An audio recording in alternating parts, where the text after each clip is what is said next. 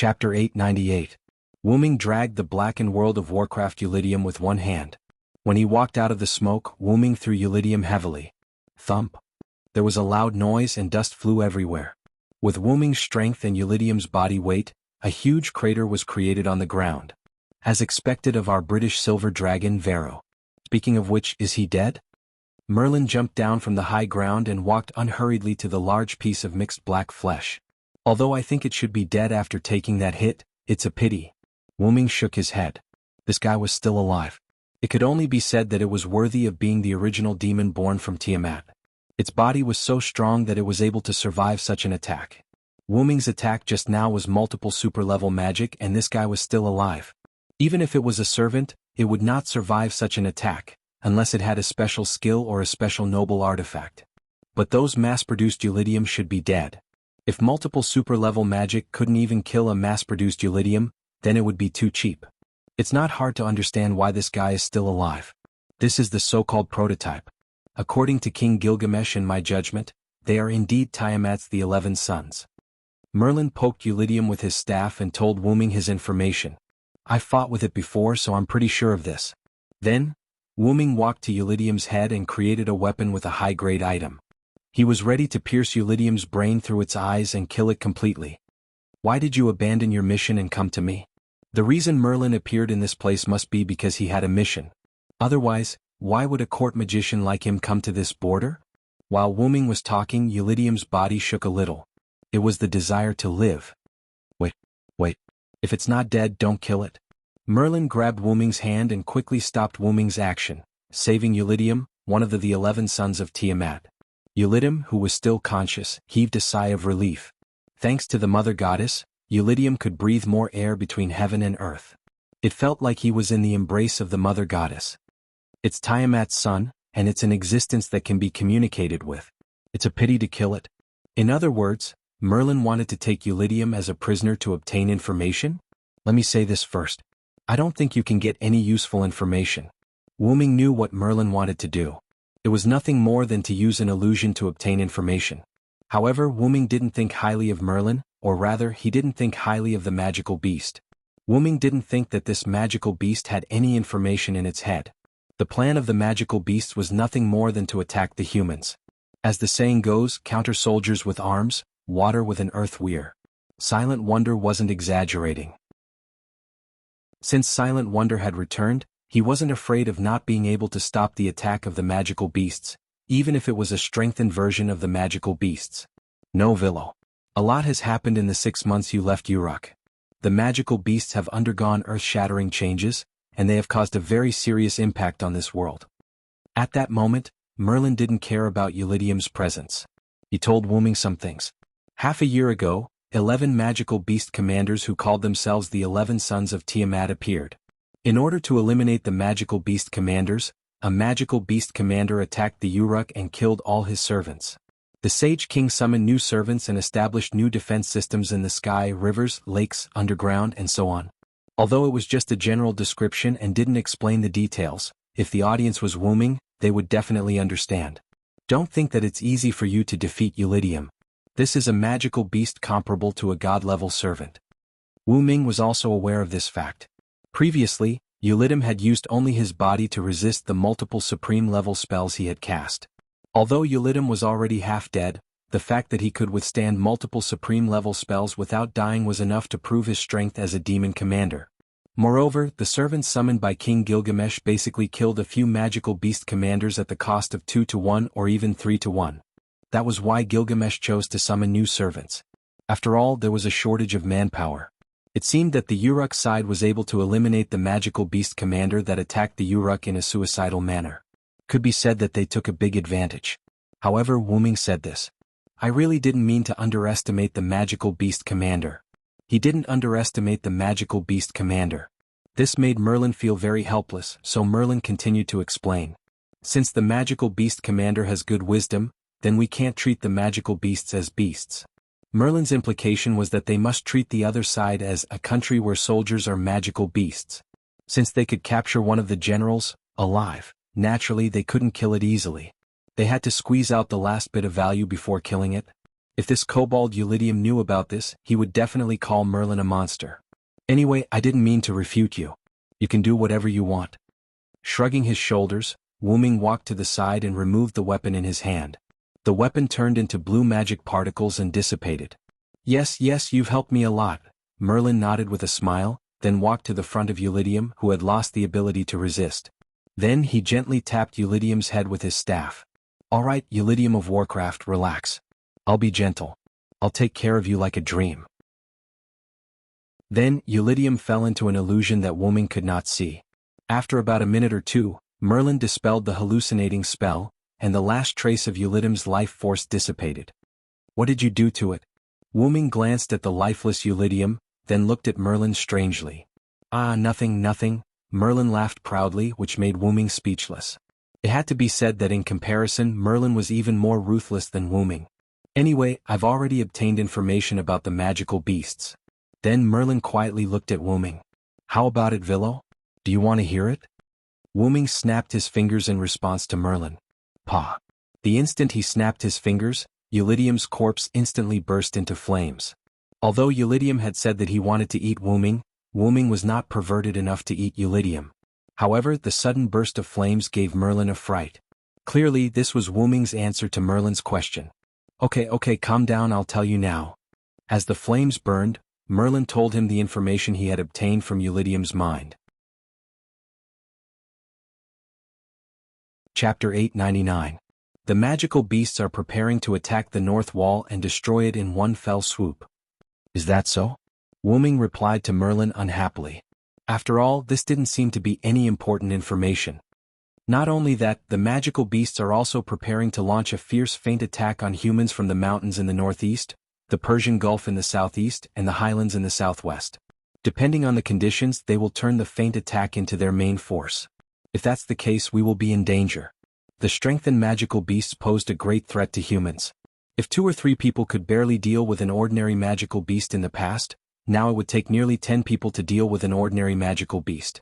Moreover, if it weren't for King Gilgamesh calmly issuing new defense regulations and strengthening the defenses of the North Wall and even other areas, the Uruk wouldn't have been able to hold on for more than half a year. But even so, the North Wall could only barely hold on. It wouldn't be surprising if it was broken through at any time. And if the number of magical beasts was large enough to besiege the Uruk from all directions, the humans in Mesopotamia would be completely finished. Merlin told Wuming about this analysis and also some details about the magical beasts, reminding Wuming not to underestimate them. I see, it's already that serious. At this moment, Wuming had a thorough understanding of the current situation. Wuming even wondered if Gidia had made some changes to the last singularity. Then Wuming realized a problem. Speaking of which, does the commander of the magical beasts want to break the agreement of the 3 goddesses and include the Quetzalcoatl in the attack? Or has the fact that the Quetzalcoatl changed sides been exposed? The mountains in the southwest were adjacent to the forest of the Quetzalcoatl. Even if they went around the edge of the Uruk, they would still be considered to have stepped into the territory of the Quetzalcoatl. However, if they did so, they would be considered to have crossed the border. Therefore, if they wanted to cross the border and attack the Uruk from the southwest, they would have to face the wrath of the Quetzalcoatl.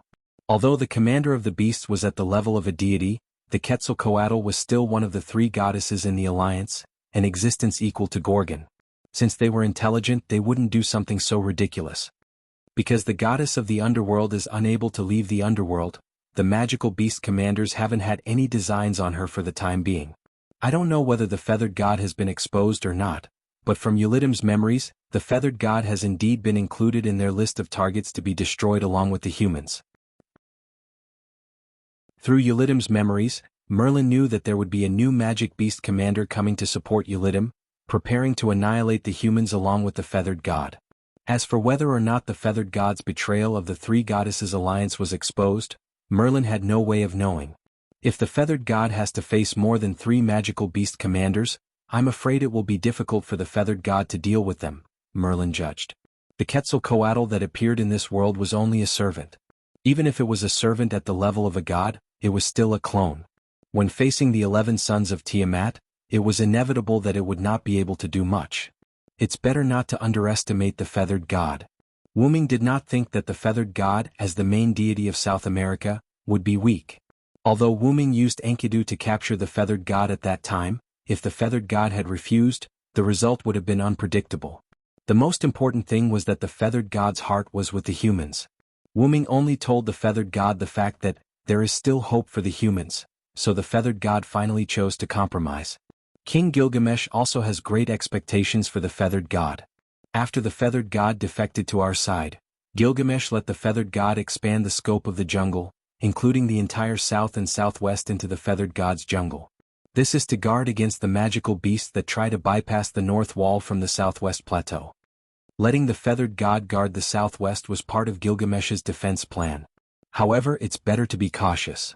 The servants on the human side dared to gamble, but the humans could not afford to gamble at the moment. If they failed, it was likely that they would lose everything. I'll go back to Uruk first and see the king.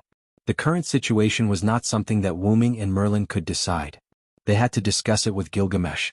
By the way, why did you come to the remote border? Merlin didn't answer this question from the beginning. If it wasn't for the fact that Wu Ming was going to Uruk to find Gilgamesh, he almost forgot to ask Merlin the purpose of coming here. Actually, I accompanied the people of Chaldea to support the feathered god. When Merlin said that, Wu Ming's eyes lit up. Sure enough, Tachika and the others have arrived. They just arrived in Uruk not long ago. After being trained by King Gilgamesh, they began to carry out the king's first order. And that order was to support the jungle in the south. Sure enough, the speed of time passing is not the same. Wu Ming said to himself for a while. The speed of time passing was not the same. Wu Ming already knew that, so Wu Ming didn't make a fuss about it. If that's the case, then I won't go to Uruk for now. No matter what, he had to meet Gadotsi and the others first. Gah! At this moment, a small pterosaur descended from the sky and came to Merlin's side. Oh, is this news from King Gilgamesh? Merlin untied the clay tablet fixed on the small pterosaur's back and handed it to Wu Ming. It must be related to you, you can take a look first. Indeed, as Merlin guessed, the clay tablet said that Merlin and Chaldea were to find Wu Ming and meet up with him, and they were to follow Wu Ming's instructions in the following operation. It's just for you to meet up with me. Wu Ming didn't read it out loud. After reading it, he crushed the clay tablet. Hey, hang, I haven't read it yet. If King Gilgamesh knows about this, he will definitely blame me. Merlin looked like he was going to suffer. Don't I know you? Your skin is thicker than Chaldea. Wu Ming's implication was that Gilgamesh's scolding would not affect Merlin, and Merlin would still eat and drink as usual. As expected of my best friend Villo, you really understand me, ha. Merlin laughed shamelessly. Let's go find Tachika and the others. Ignoring Merlin, Wu Ming stepped forward and walked in the direction of the jungle. Not good. Merlin's sudden shout made Wu Ming turn around helplessly. What's wrong? Because I fell behind halfway, I'm not sure where the destination is, sorry. Merlin had an apologetic expression, but no matter how Wu Ming looked at it, Merlin's face was full of annoyance. If I'm not mistaken, it's Eridu. I've been there before, follow me. Thank you so much, as expected of my best friend. Accompanied by Merlin's strange laughter, the two entered the jungle from the opposite direction. Chapter 900. Oh, so this is Eridu? Sure enough, due to the influence of the jungle, everywhere looks like a primeval forest. Merlin, who had followed Wu Ming to Eridu, exclaimed in surprise. If it's as you said, then the leopard man has already brought Tachika and the others here. They're most likely here. Wu Ming walked into Eric Metropolis. The people who were working hard to make a living were shocked when they saw Wu Ming. It's Hyunryong-sama? Hyunryong-sama? Hyunryong-sama has come to Eridu. But I heard that Hyunryong-sama sacrificed himself to fight the demonic beasts. You idiot! Hyunryong-sama is such a powerful person, how could he sacrifice himself for something like that? I told you that's just a rumor. Hyunryong-sama is standing right in front of us. Hyunryong-sama. Ignoring some of the comments, the people of Eridu knelt down and started praying and cheering for Wu Ming. Wu Ming didn't stop the people from praying and cheering. Or rather, he couldn't stop them at all. This was the end of the Gods' era, but the end of the Gods' era was still in the Gods' era. Stopping the people from praying, supporting and cheering for the gods was the same as killing them. Therefore, Wu Ming didn't try to stop them. After all, everything had to be done step by step. Even if the Gods' era was about to disappear, it was still the same. Wu Ming nodded at the people who were praying and cheering. He quickly left the place where the people were praying and headed towards the feathered serpent god's temple. You're so popular here, Merlin, who had also caught up with them, said in surprise as he walked beside Wu Ming. Although Wu Ming was well liked in Mesopotamia as a Hyunryong, the humans in Aidu treated Wu Ming a little too well. After all, I was the one who pulled the Quetzalcoatl into the alliance. Only then did the Quetzalcoatl promise not to terrorize Eric Metropolis and you are. They must be very grateful to me for that. Wu Ming did not think much of it. However, it was precisely because the Quetzalcoatl was no longer terrorizing them that Gilgamesh was relieved to let the Quetzalcoatl manage the southern cities temporarily. Ah. In that case, the feathered serpent god will become your stepping stone. Wu Ming only smiled at Merlin's debauchery. Be careful, the feathered serpent god might hear you and give you a wrestling combo. At that moment, Merlin put away his smile and became serious, which was rare for him. However, it was not because Merlin was afraid of the feathered serpent god's wrestling combo, but because Gadotsi and the others appeared. Assassin? Senior Villo? Gerdotsi and Mashu looked at Wu Ming in surprise. They fell into a state of shock. Long time no see, Tachika Matthew. After leaving the residential area of Aidu, Wu Ming, Merlin, Gadotsi, and Matthew went to the special house that the leopard man prepared in advance for Gadotsi and the others near the temple of the feathered serpent god. They sat around a stone square table. Originally, Gadotsi and Matthew were resting here, but the people working near the temple bustled toward the city center, and while running they said, Hyunryong-sama is here. After that, the two who were not familiar with Hyunryong, learned from Roman that Hyunryong was the most mysterious and powerful god among the Sumer gods. Hyunryong should also be a servant. I detected a very dense mana source here, which is probably emitted by Hyunryong. According to my judgment, Hyunryong is probably one of us. The two who were a little interested in Hyunryong, and Roman proposed to meet this one of us, so Gadotsi and Matthew went out of the house to see what Hyunryong looked like. As a result, they didn't see Hyunryong but they saw an acquaintance. At this moment, Gadotsi, who was in a good mood, took the initiative to ask a question, regardless of whether Hyunryong was Hyunryong or not. Assassin, did you come here to help us? How did you come to this singularity? Matthew was also quite curious about this. The Winterwood singularity aside, the American singularity appeared because of Queen Maeve who held the Holy Grail. And Wu Ming could appear in the Middle East singularity probably because he should be the same as Bedivere. At this moment, the Villo Senior, who could appear in the Mesopotamia singularity in BC, made Matthew quite curious. It's normal that you don't know. Wu Ming didn't tell the two about his other identity, and when they met just now, Wu Ming had left the city center, and there were no citizens praying around him. Gadotsi and Matthew didn't know the identity of Wu Ming and Hyunryong. Actually, before Wu Ming could say anything, Merlin rushed to answer. He's a local, it's normal for him to appear here. And Merlin, who rushed to answer, was still playing dumb and keeping them in suspense. Mr. Merlin, what does this mean? Matthew was quite puzzled. Not only Matthew but Gadotsi was also puzzled. Then Gadotsi looked at her bracelet. Doctor, do you know what Merlin means? However, Roman, who was in Chaldea, didn't answer. Doctor? Doctor? Mashu also shouted a few words. Is he asleep? Gadotsi guessed. Yes, this is the almighty Leonardo da Vinci. Dr. Roman found it difficult to accept the reality and went to make coffee. Let this genius answer your doubts. Leonardo da Vinci's voice came from the bracelet instead of Roman. According to the test, the magic source that was suspected to be Hyunryong was actually emitted by the Villo. In other words, Dr. Roman's judgment was wrong. Gadotsi and Matthew didn't think there was a problem. However, Wu Ming, who saw this scene, smiled helplessly. These two little cuties were so natural that they didn't realize the real problem. Merlin too burst out laughing at this. What's the problem? Gadotsi was even more puzzled. She felt that what the others were discussing was not the same as what she and Matthew were discussing. In the end, Leonardo da Vinci told Matthew and Gadotsi the correct answer. Tachika, Matthew, it's not that Roman's judgment was wrong, it's because the Villo is Hyunryong. Leonardo da Vinci shut his mouth, Wu Ming shook his head helplessly, and Merlin also stopped laughing. The whole room was replaced by silence. In other words, the Villo is the mysterious Uruk Hyunryong. Dr. Roman, who came back from making coffee, said in shock. Hey. It could be said that Gadotsi and Matthew finally experienced the feeling when Dr. Roman's mentality exploded. It was worth celebrating. Chapter 901. I'm sorry, I'm really a Uruk Hyunryong. I'm really sorry that I didn't tell you before, Wu Ming said apologetically. However, Wu Ming couldn't be blamed.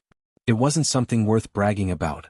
After interacting with Gadotsi and the rest for a while, Wu Ming had subconsciously forgotten that they didn't know about his other identities.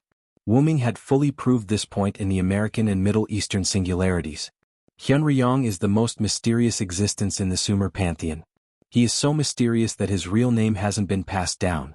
Only Hyun Ryong, which is similar to a title, exists.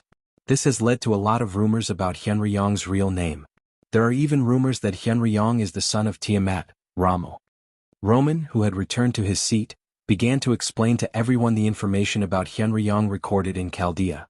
Personally, I don't agree that Hyun Ryong is the magical beast Ramo born by Tiamat, but I'm more inclined to believe that Hyun Ryong is the son of Tiamat. Roman's voice kept coming from Gadotsi's bracelet. Gadotsi, Matthew, and even Merlin, as well as a petite girl whose face was covered by a hood, all listened silently as if they were listening to a story. According to the records of mythology, Hyun Ryong was once feared and respected by powerful gods such as Godin, wind god Enlil, and water god Enki. Because Hyun Ryong's shrine was located in Uruk, even the position of the Uruk city god was occupied by Hyun Ryong during the late period of the god's era. Wu Ming, who was listening by the side, had a strange and awkward feeling. Moreover, these sayings were definitely made up by later generations. He had clearly left before Gilgamesh found the elixir of immortality, and he had no intention of competing with Ishtar for the position of the Uruk city god. Many people think that Hyun Ryong was treated so politely by the gods because of his noble birth. Only the son of Tiamat could be respected by Godin. In addition, Hyun Ryong did not pass down his real name. Therefore, some people think that Hyun Ryong's true form should be Tiamat's son, Ramo. But, Doctor, I remember that there are two Ramo, right? Matthew had doubts about this. Indeed, as Matthew said, there are two existences named Ramu in Mesopotamia. One is Ramu, who was also the son of Tiamat, and gave birth to god En and wind god Enlil. The other is Ramu, one of the 11 magical beasts that Tiamat gave birth to. However, these are just rumors and the credibility is not high. Looking at Gadotsi and Matthew nodding like students in class, Wu Ming felt more than a little embarrassed. Not only were they rumors, but they were also completely fabricated by the later generations. Wu Ming did not interrupt Roman's scientific explanation. He just kept complaining in his heart. Although it is unknown when Hyun Ryong appeared in the eyes of the people, the period when Hyun Ryong faded from the eyes of the people was the period when King Gilgamesh was in power. That was the period when the gods gradually disappeared and the era of the gods gradually declined. According to the records, Hyun Ryong personally destroyed his own temple, hoping that humans would walk the path of breaking away from the gods. Although there were gods who agreed to the separation of humans and gods, their intentions were not strong. Hyun Ryong could be said to be the only god who took the initiative to strongly advocate for the separation of humans and gods. Wu Ming nodded silently. Although there was some content in this statement that was fabricated by the later generations, it was generally not much different from Wu Ming's thoughts. Wu Ming, who was an outsider, was included in the Sumer divine system. But even so, he was still not a god of Mesopotamia. Wu Ming, who had strong modern thinking, naturally advocated the separation of humans and gods. Therefore, although Hyun Ryong was revered by the other gods, there were not many who interacted with him. Hyun Ryong spent more time with humans, especially the hero King Gilgamesh. It was said that Gilgamesh was taken care of by Hyun Ryong when he was young. The relationship between the two could be said that Hyun Ryong was Gilgamesh's adoptive father. Wu Ming took care of the female Gilgamesh in the parallel world. Although that was the case, after the adjustment of the suppression force, as long as it was a world with the shape of the moon, regardless of whether it was a parallel world or not, there would be myths related to Hyun Ryong in Mesopotamia.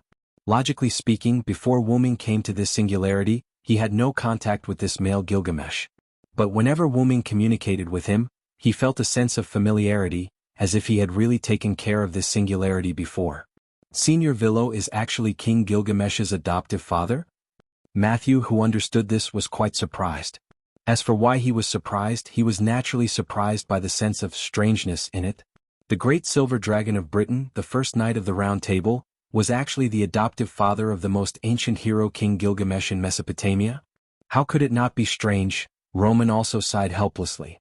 The legend of Villo Saransword, a knight of the Round Table, is that of a dragon who transformed into a human. Now it seems that this is not a legend but a fact. Probably Hyun Ryong went to ancient Britain after leaving Mesopotamia. This was the only explanation at present. Why don't we ask Assassin? Isn't he right in front of us? Gadotsi looked curiously at Wuming, who was sitting in the most inconspicuous position. Since the person involved was present, why not just ask him? Matthew and Roman, who was now in Chaldea, were both stunned. Because of Wuming's silence at the beginning, coupled with Roman's extensive scientific knowledge, Matthew and Roman had subconsciously forgotten that the person involved was present at the scene. It seems that is indeed the case. Matthew smiled awkwardly. Yes. Why didn't I think of it? Damn it. Roman's deafening voice made Gadotsi subconsciously move her arm away. Great, it's good that the person involved is present. I really don't understand why the Uruk Hyunryong is a Knight of the Round Table Villo. Sumer turned out to be a Knight of the Round Table. This is so strange. Is it really okay for you to be so agitated? Wuming silently complained. You'll die of overwork if you're too conflicted, Roman. Wuming even heard Leonardo da Vinci's nonsensical teasing. How can it be so easy to die of overwork? If it was so easy, I don't know how many times I would have died of overwork. Ignoring the mutual teasing of the Chaldea duo, Matthew looked at Wuming with great seriousness. Senior Villo, what is the truth? Matthew's small eyes sparkled with interest. Matthew, you have to know that the reason why mystery is because of its uncertainty and, most importantly, confidentiality.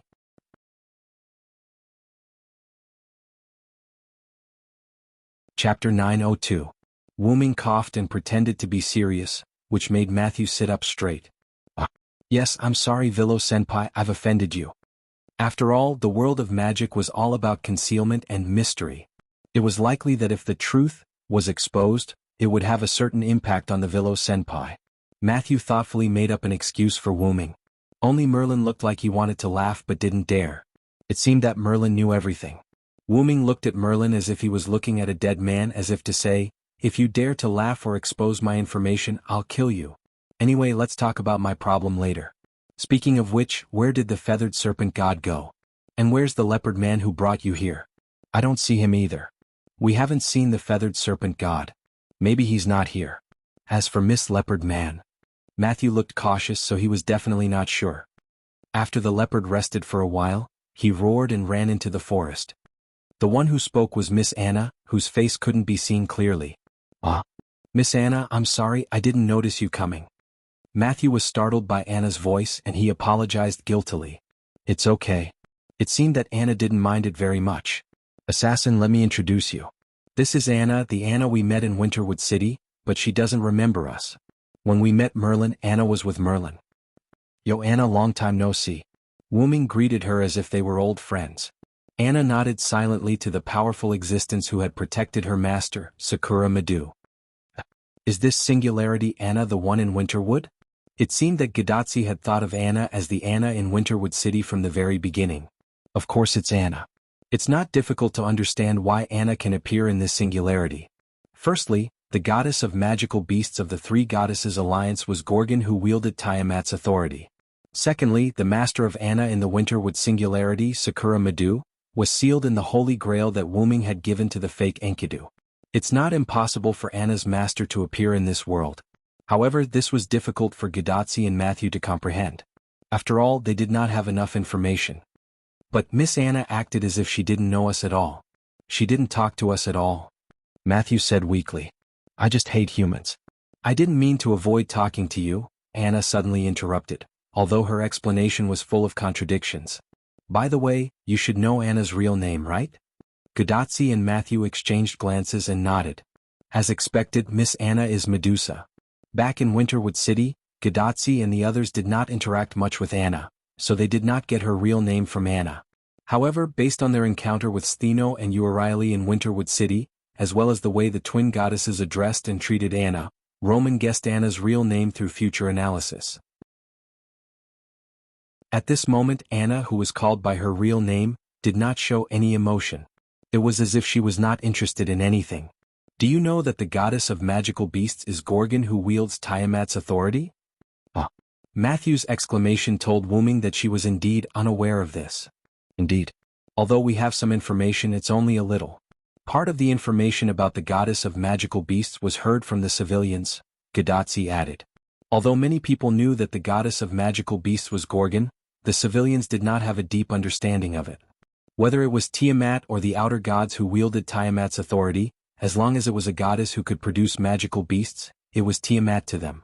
At most, it was Tiamat who changed her appearance. In short, it was true that the magical beasts that attacked them were produced by the mother goddess. It seems that Merlin hasn't told you yet. With a sigh, Wu Ming looked at Merlin. Gadotsi and the others were unlikely to get information from Gilgamesh. After all, he was the most ancient hero king who approached Gadotsi and the others as soon as he came up and immediately arranged for them to undergo training in the Uruk after confirming that they were unqualified. However, if it was Merlin, he should have known about this piece of information. It's because King Gilgamesh told me not to disclose any information to Chaldea and the others who were training in the Uruk. I completely forgot about it over time. Merlin laughed and scratched the back of his head proudly. In short, let's analyze the current situation now. The scientific meeting immediately turned into an intelligence meeting, and Roman also abdicated his position and stopped talking. The three goddesses' alliance is the goddess of the underworld in Mesopotamia, the Quetzalcoatl in Central and South America, and the Greek goddess of monsters Gorgon who holds Tiamat's authority. Gadotsi and Mashu nodded. They were not surprised. It seemed that this was part of the information they had. The Quetzalcoatl was betrayed by me, and the goddess of the underworld can't leave the ground. The biggest threat is the goddess of monsters, Gorgon who holds Tiamat's authority. In the face of this biggest threat, my last spiritual base attempted to perish together with Gorgon's spiritual base, but unfortunately the fake Enkidu came and stopped it. However, Wu Ming was more concerned about the fact that Gorgon, who was seriously injured at that time, recovered slowly and effectively. Was it the influence of Tiamat's authority or something else? While Wu Ming paused to think, Matthew raised his small hand and began to ask questions. Senior Villo, what do you mean by the spiritual base last time? After all, I'm Hyunryong from Mesopotamia. When a singularity appeared in Mesopotamia, I naturally came back to take a look. By the way, I appeared in Uruk one step earlier than Merlin. Yes. But it's a pity that Hyunryong, who appeared in Uruk one step earlier than me, left early last time, and he didn't even manage to perish together with me. What a pity! In response to Merlin's whispering, Wu Ming responded with a murderous glare. However, in Matthew's view, this scene was indeed a quarrel between friends. By the way, it's a great fate that Mr. Merlin and Senior Villo can meet in Uruk. The two of them were both subjects of King Arthur in Britain, and now they met in Uruk as subjects of King Gilgamesh. It was indeed a great fate. But in the end, whether it's in Britain or in Mesopotamia, I'm a level higher than Merlin. Wu Ming smiled proudly at Merlin. Thinking about it carefully, that's true. Gadotsi thought for a moment and nodded. In Britain, although Wu Ming and Merlin were both subjects of King Arthur, as the closest subjects of King Arthur, their status was not lower than Merlin's and even higher. The difference was even greater in Uruk. Previously, Dr. Roman said that Hyunryong in Uruk is equivalent to King Gilgamesh's adoptive father, while Merlin was only King Gilgamesh's court magician. Although it wasn't a crushing victory, no matter how you looked at it, Wu Ming was superior to Merlin. You're still so merciless, my dear friend.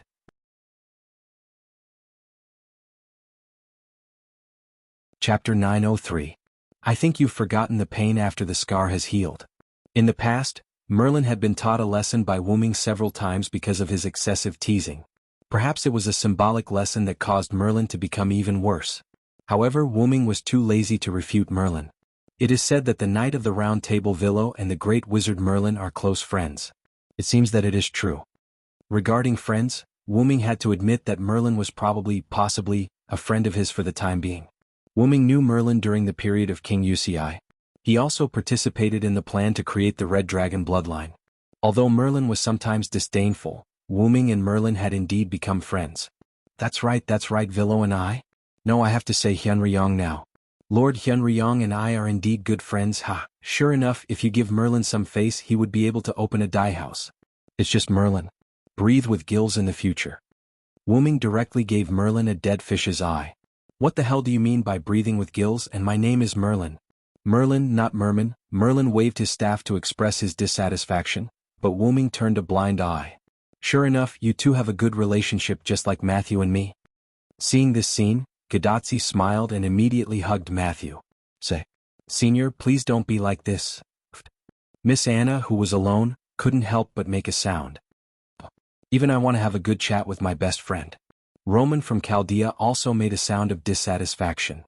Oh, if I remember correctly, Romani is someone who doesn't have that kind of beautiful existence. Damn it. Leonardo da Vinci. Don't expose me. It was about time for the farce to end. At this moment, Wu Ming coughed.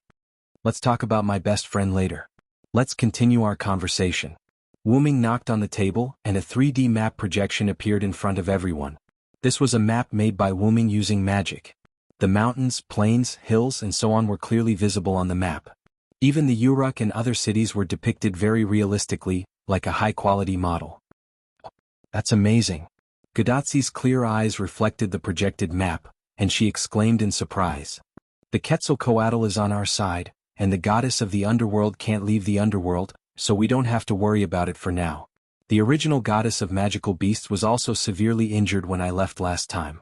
It stands to reason that the situation at this moment shouldn't be so serious. Then Merlin continued Wu Ming's words. Hyunryong's departure last time caused heavy damage to Gorgon, and countless magical beasts were also affected by the aftermath of the battle between Hyunryong and Gorgon. But 3 months ago, for some reason, a large number of strengthened magical beasts poured out of the fir forest. Not only did their physical fitness and size increase, but there were also new types of magical beasts. A large number of new magical beasts and strengthened magical beasts attacked the north wall and caused heavy damage to the north wall. Merlin recalled the reports from the front line and narrated little by little. These words were not only for Gadatsi, but also for Wu Ming, who didn't know about these things. Then, 11 magical beast commanders who claimed to be the sons of Tiamat appeared on the magical beasts front. That night, Mu Xiu led a large number of mass-produced magical beasts to raid the Uruk from the underground. Our side suffered heavy losses, and nearly 1/3 of the total population of the Uruk were killed. In the end, one of the magical beasts commanders, Mu Xiu, was killed at the cost of sacrificing a servant. Many mass-produced magical beasts were beheaded. Gadatsi and Matthew's expressions were slightly hazy after Merlin's words. All of this was seen by Wu Ming's eyes. Perhaps Gadatsi and Matthew had learned from the Uruk survivors about the Uruk disaster 3 months ago. There should be many relatives of the victims among them. Gadatsi and Matthew were extremely emotional. Perhaps both of them didn't feel good when they communicated with the relatives of the victims. Sure enough, even after experiencing 6 singularities, the ordinary human Gadatsi and the pure Matthew still couldn't get used to sacrifice. Wu Ming walked behind Gadatsi and Matthew, then stretched out his hand and rubbed their little heads. Don't worry, I wasn't there back then. Now that I'm back in the Uruk, I won't allow anyone to sacrifice themselves. This is the promise that Winterwood's assassin made to you, and it's also the agreement that the Knight of the Round Table Villo made with you. At the same time, this is also my promise to the people in the land of Mesopotamia who pray to the gods and believe in Hyunryong as a Uruk. Gadatsi and Matthew were still in a daze at this moment, as if they couldn't react to Wu Ming's words. But it had to be said that Wu Ming's words did play a big role in comforting the two. At the very least, their expressions were no longer hazy, and they were full of energy again. Yeah. Assassin, I'll remember. Yes. Senior Villo, it's a promise. On the side, Anna, who saw this scene, was thinking about something, and at the same time, it attracted Wu Ming's attention. Anna, since I brought Sakura here, then I will be responsible for taking Sakura back. This is also my agreement with you. As you wish. However, the action of tightening the hood again to cover her face showed that Anna's heart was also fluctuating at this moment. Gadatsi and Matthew were confused by the conversation between Wu Ming and Anna. However, before Wu Ming could explain, Merlin, who breathed through his gills, broke the beautiful atmosphere. Okay, can you let me continue? Everyone looked at Merlin with murderous eyes. Not only that, but Chaldea's Roman also scolded him. Merlin, you bastard, you really don't know how to read the atmosphere. You're as bad as the records say, damn it. Roman, who had been monitoring the situation in Chaldea's control room, was originally relieved. After all, Gadatsi's happy mood was still helpful for Gadatsi's safety. After all, there was a risk when humans performed ray shift, and they might completely disappear into the past. Along the way from the 6 singularities, Roman had been using equipment to monitor Gadatsi's physical condition. It turned out that a happy mood was beneficial for Gadatsi's safety. However, Gadatsi and Matthew understood Merlin very well. Forget it, Doctor. After all, Mr. Merlin is right. It was originally a meeting to share information. Even if Merlin didn't understand the atmosphere and interrupted, it was reasonable to say that there was nothing wrong. Moreover, there was a reason why Merlin had interjected, because the next topic will be even crueler, so be mentally prepared in advance.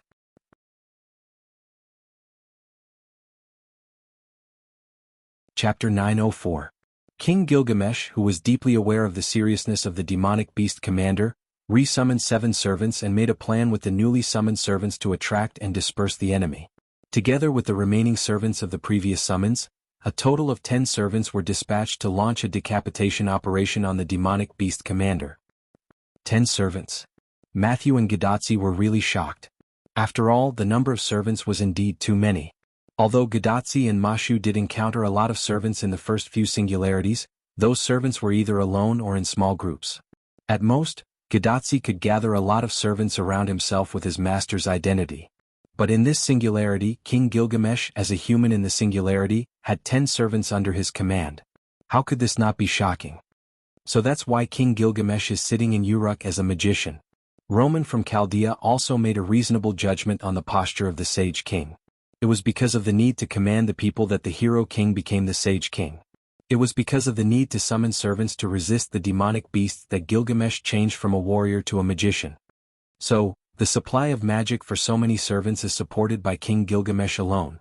Matthew's question made Gadotsi aware of the problem. After the growth of 6 singularities, Gadotsi also had a lot of understanding of the servant's contract and the supply of magic.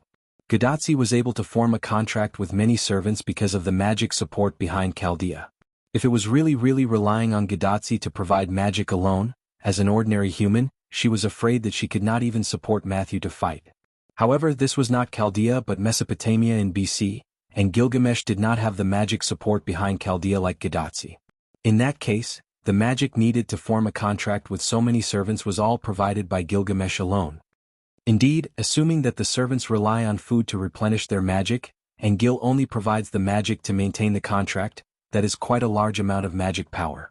When Gilgamesh was suggested by Wuming to summon servants, he proposed that the magic source should be solved by Wuming, because Wuming was worried that providing a large amount of magic to the servants would overwhelm Gilgamesh.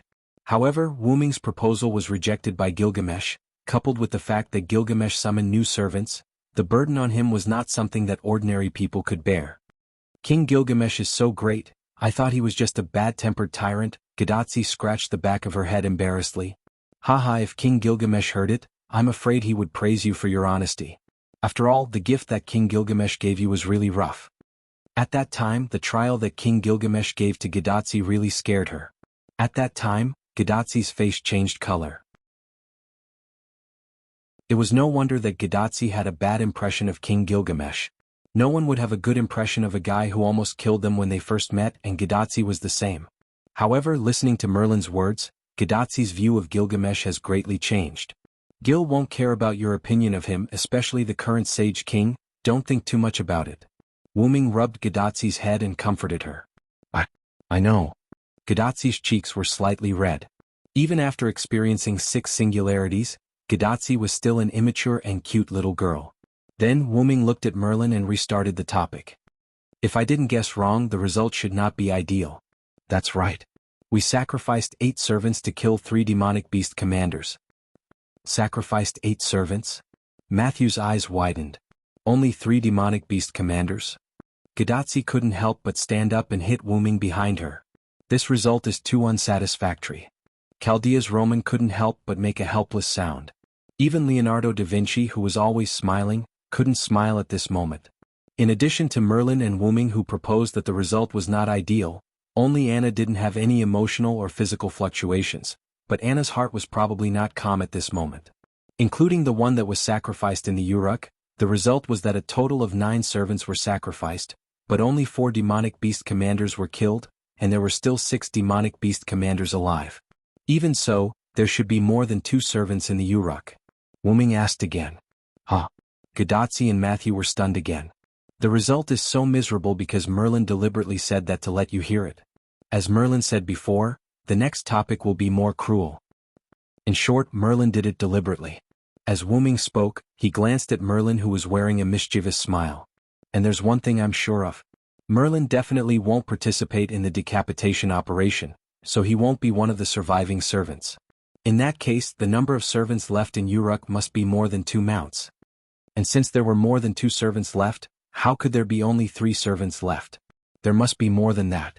Well said, you are indeed my best friend. At this moment, there are still 10 servants left on the human side. There are still 10 servants left? This number is very optimistic for the current situation. This time it was Roman's voice. Roman is right, after all, there are only 7 servants in the ordinary Holy Grail War. Wu-Ming said in agreement. Then Wu-Ming looked at Merlin again. But you should have counted me, Merlin. Of course, after all, you are indeed a servant on our side, aren't you? Sure enough, Merlin was still the strongest when it came to trickery. Matthew and Gadotsi looked at each other. If that was the case, it was really bad. Perhaps Matthew, Anna, and even the leopard man were also included. But it seemed that Merlin was right. In short, let's talk about the remaining servants in addition to the few of you here. As the saying goes, know yourself and know your enemy, and you will never be defeated. First of all, one must be know yourself. In addition to you, me, Matthew, and Anna, there are Quetzalcoatl, Leopard Man, Leonidas I, who is in charge of defense in the North Wall, Nuwakamaru and Musasobo Benkei, who are in the Uruk under the command of King Gilgamesh, and the last one, Zhuge Kong Ming. Zhuge Kong Ming?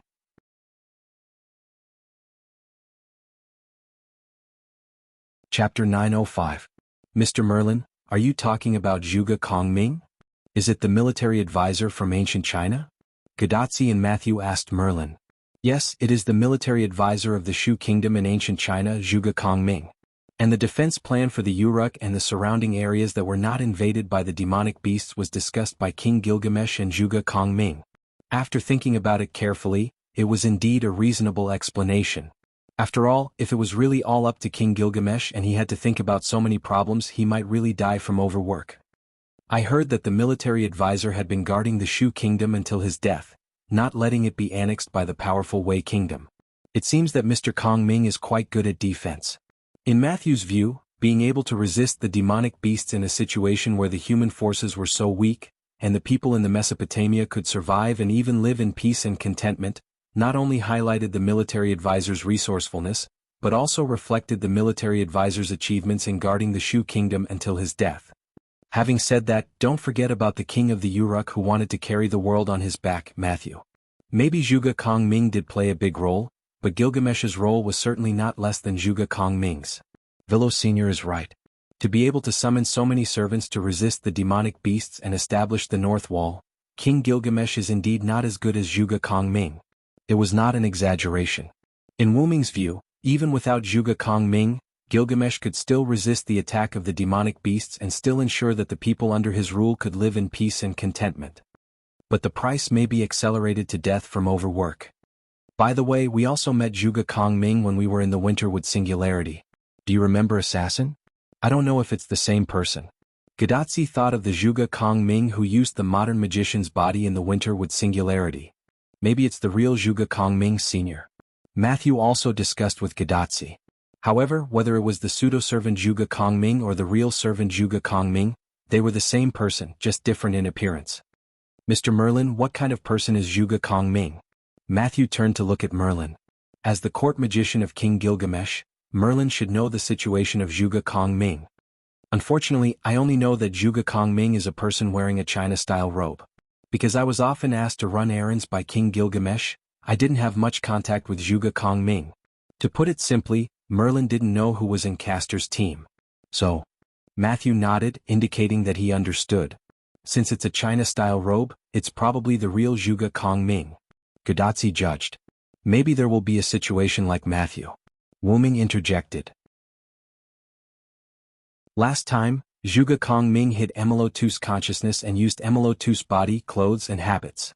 However, a pseudo-servant could also let the original personality of the body dominate the body.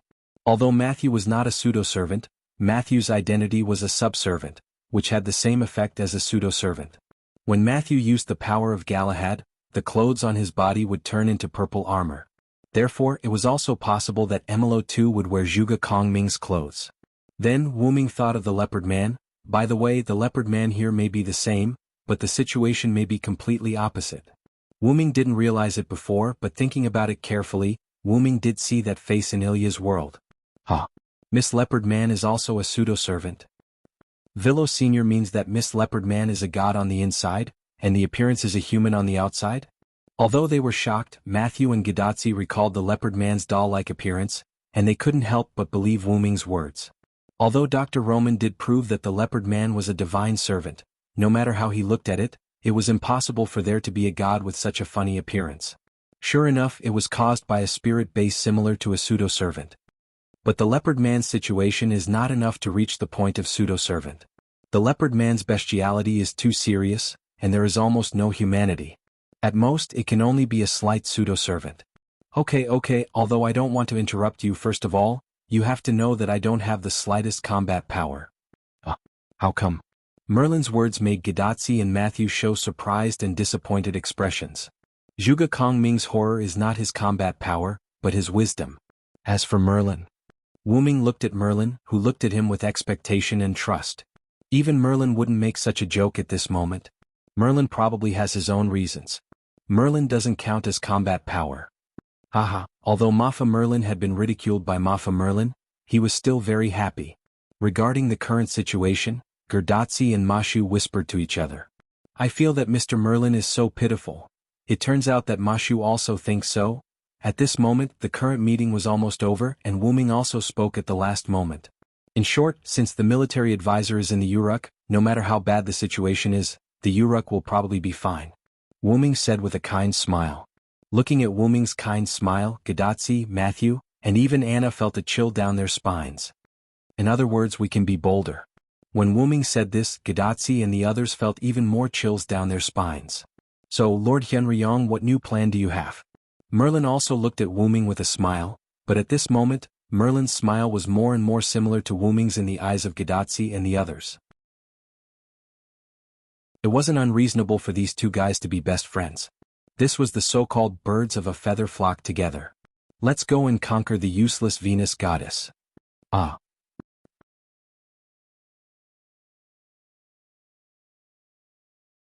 Chapter 906. Northwest of Mesopotamia, at the foot of Mount Abif, where the mountain range stretched out continuously. Black and purple ripples suddenly appeared here. Then, like carps jumping out of the water, one figure after another jumped out of the black and purple ripples and stood firmly on the ground. There was a black-haired, red-eyed youth wearing the common male clothing of this era, a white-haired nightmare holding a wooden staff, an orange-haired girl with a single ponytail wearing a special magic dress, and a cute girl wearing a slightly revealing purple armor with one of her eyes covered by a fringe. The newcomers were Wu Ming, Merlin, and the slightly reluctant Gadotsi and Matthew. The four of them all arrived at the foot of Mount Abif. Is it really okay for us to leave Miss Anna there like this? Matthew, who had his feet on the ground, was the first to speak uneasily and slightly embarrassed. It's okay, Matthew. This is also Anna's idea. Wu Ming was right. This was indeed Anna's idea. Previously, when Wu Ming was prepared to bring Gadotsi and the others to cause trouble, to attack the Venus goddess, Anna expressed that she was not interested in it. She would rather stay and help clear out the monsters in the surrounding area. After all, Wu Ming was not an unreasonable person. Since Anna had volunteered to stay, Wu Ming did not ask the others and agreed like a dictator. Don't forget that we received King Gilgamesh's order to support the feathered serpent god. Leaving one of us there means that we have indeed played a role and completed the mission. Also, we can inform the feathered serpent god and the leopard man that we have temporarily left. Moreover, Anna was the one who suggested it. This is killing 3 birds with 1 stone, Merlin explained. But, if we do this half-heartedly, is it really okay for us to complete King Gilgamesh's mission? Will it ruin King Gilgamesh's plan? Not only was Matthew worried about this, but so was Gadotsi. Matthew is right. Sigh, I don't want to be given another trial by King Gilgamesh when I go back. Gadotsi said as her face turned pale, as if she was recalling the life and death trial. Facts had proven that even if one's perception of a person changed, the fear of that person would not disappear in a short time. Don't worry. If anything happens, I'll take care of it. Wu Ming walked to the two of them and patted their heads. His tone was rather confident. Anyway, Gilgamesh had asked the pterosaur to send over the clay tablet that Gadotsi and the others had to listen to his commands after meeting him. Wasn't it Wu Ming's order to capture the Venus goddess? Gadotsi and the others were indeed listening to Wu Ming's order, so Gilgamesh wouldn't blame Gadotsi and the others. Everything would be taken care of by Wu Ming. Senior Villo, I think we should be more cautious. After all, there are still 6 commanders among the demonic beasts. I'm a little worried about Anna alone. Worried that Anna will be in danger alone? Wu Ming guessed and continued Matthew's words. Matthew nodded. After all, the demonic beast commander is an existence that requires multiple servants to defeat, and it's a way to perish together. Gadotsi also said. It was normal for Gadotsi and Matthew to be worried. The data was clearly there. Seeing this, Merlin had to stand up and boost their morale. Don't worry, Matthew, Tachika. The reason why there is a data of multiple servants perishing together to kill the demonic beast commander is entirely because of the situation. This was because of Wu Ming's attention. After all, Wu Ming wasn't very clear about the specific content of it. What do you mean by this? At that moment, they didn't move toward the Abiv mountain, but they found a place to sit and sat down. One of the demonic beast commanders, Mu Hushio, appeared from the Uruk underground and attacked the Uruk. He didn't cause much damage to the Uruk, and he was completely killed by his own pride. After all, Gilgamesh was in charge of the Uruk and there were many servants. A single demonic beast commander couldn't set off a storm in the Uruk at that time. At the same time when Merlin paused, Matthew, who was like a student listening to a lecture, raised his hand. But Mr. Merlin, you said that at that time, a servant was sacrificed to kill the demonic beast commander, and nearly 1/3 of the population in the Uruk city was killed. However, Merlin shook his head. The so-called sacrificed servant was Okita Soki, who was a saber. Okita Soki was seriously injured after the war, but he didn't die. He would recover completely after a few days of rest. However, Okita Soki's skill, frail, was activated at that time. At this point, Merlin paused and did not continue. However, even if Merlin had said this, everyone more or less understood. Don't tell me? Matthew looked inconceivable. Don't tell me? Gadotsi's whole face was filled with an inconceivable expression. It can't be right? Wu Ming remembered that when Okita Soki was first summoned, he did spit out blood. And from the name of the skill, frail, it could be said that the effect of the skill was obvious.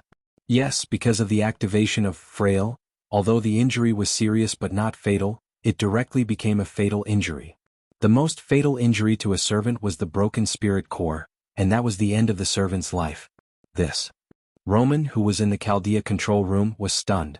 He even stopped recording what happened in the singularity. It was completely unimaginable that there would be a servant who was forced to leave because of a skill. As a genius, this is the first time I've heard of such a situation. However, if it's the Okita Soki who was tortured by illness, it's indeed possible. Da Vinci calmly analyzed the situation. The skill, frail, can turn a serious injury into a fatal injury. It seems that the level of the skill is not low. It should be above B class, maybe it has reached A class. Moreover, perhaps Saber's luck value was not high. Listening to Leonardo da Vinci's voice through Gadotsi's wrist, Wu Ming silently complained in his heart. Only a low luck value could explain this. Otherwise, how could Miss Okita encounter such an incredible thing?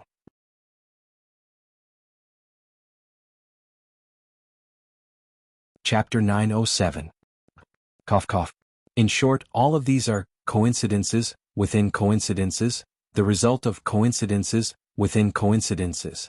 Merlin, who could not hold back his laughter, immediately covered up for himself. Gadotsi and the others did not pay attention to Merlin's fleeting laughter. They were still puzzled by the fact that a servant would die under their own skills. Although according to what Merlin said, it is indeed similar to mutual destruction, but you actually deliberately exaggerated it. This once again confirmed Merlin's previous words. The next topic will be more cruel, so be prepared in advance. In short, it was still Merlin's bad taste. Wu Ming shook his head and stopped thinking about these things. The reason why a servant in Mushio and Hushio mutual destruction was figured out, then the next thing was, so, why did 8 of the 10 servants who carried out the decapitation operation and only 2 of them came back? That was the main point. The decapitation operation carried out by the 10 servants could be said to be very successful, and it was not as bad as you think. For the result of the decapitation operation, Merlin thought that it was already very good. Although because of the plan of King Gilgamesh and Zhuge Kongming, the demonic beast commanders were temporarily separated, but even if there is only one demonic beast commander, there are demonic beasts everywhere around it. And to complete the decapitation operation meant that they must go deep into the demonic beast group. And because of King Gilgamesh's magical burden, the servants he summoned were not first-class servants, and it was impossible for them to besiege one demonic beast commander with 10 servants. Not to mention that the efficiency was not high, and it was bound to alert the other demonic beast commanders. In case the other demonic beast commanders noticed the problem and gathered together, then they really couldn't do anything. It is basically impossible to get close to the demonic beast commander when the 10 servants are separated. It is basically impossible to kill the commander and retreat while surrounded by so many demonic beasts.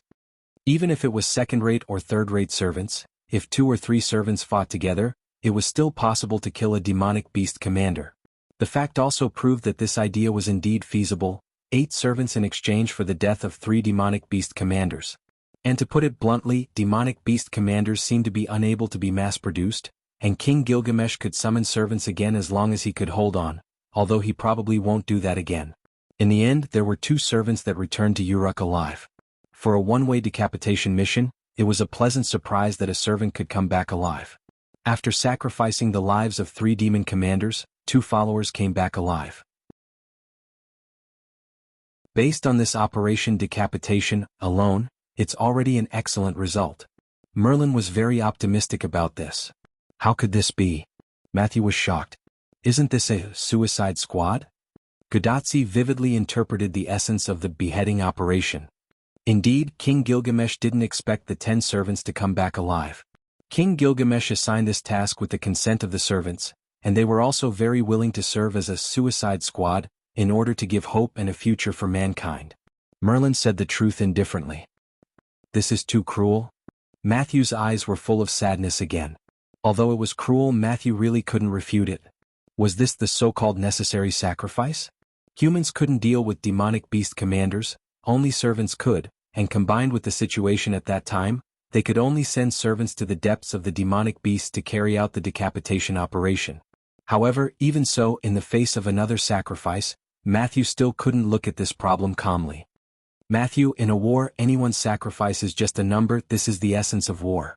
In the past, he, Artoria, and many knights of the Round Table led countless knights to fight in the north and south, and it could be said that he had already seen through the essence of war. But, in this war between the demonic beasts and the humans, even if the servants sacrificed themselves, as long as their sacrifice created the conditions for the humans to win in the future, then their sacrifice was not in vain. Just like the servants who sacrificed themselves for you in the previous 6 singularities, we should remember them and work harder for the next operation. We can't let their sacrifice go to waste. Merlin is right, the original 11 demonic beast commanders have now been reduced to 6, but there are still 10 servants on the human side. The scale of victory is gradually tilting to our side. At this time we should work harder. How can we be depressed because of the servant's sacrifice? Yes, Vilo-senpai, I'm still recovering, sorry. Matthew patted his cheek and recovered again. Because of his incomparable emotional state, Matthew's mood recovered quickly after the training of 6 singularities. However, at this time, Gadotsi noticed some problems. Wait a minute, why are there still 6 demonic beast commanders left? Didn't we defeat 4 in total? It stands to reason that there should be 7 demonic beast commanders left, right? This was something that Matthew didn't notice. Gadotsi counted his fingers and thought to himself, could it be that he had miscalculated? This is my negligence. When I came here before, I encountered a demonic beast commander and killed it, so there are 6 demonic beast commanders left. Indeed, only Wuming and Merlin knew about the death of the prototype Ulidim. After that, the 2 of them didn't talk about it, so it was normal that Gadotsi didn't know about it. Wait a minute, was the previous light beam caused by Vilo? Roman's incomparably shocked voice came from Gadotsi's bracelet, and Wuming could imagine Roman's expression at the moment. That guy was different from the other demonic beasts, so I paid a little attention to it, but I overdid it. Wuming smiled a little embarrassedly. Gadotsi, Matthew, Roman, and Leonardo da Vinci fell into a state of shock. Haha, Lord Hyunryong overdid it a little, but it's very scary. Only Merlin smiled at the side. Forget it, the Knights of the Round Table can be Uruk Hyunryong, so it's not surprising that you can kill a demonic beast commander alone. It's not alone. That Ulidim has quite a few mass-produced Ulidim by its side. Although Wuming really didn't care about them, they were indeed destroyed by the aftermath of Wuming's attack. Sure enough, Senior Vilo is really strong. I think so too, Matthew. The conversation between the 2 had other meanings, and Wuming was still a little unaware.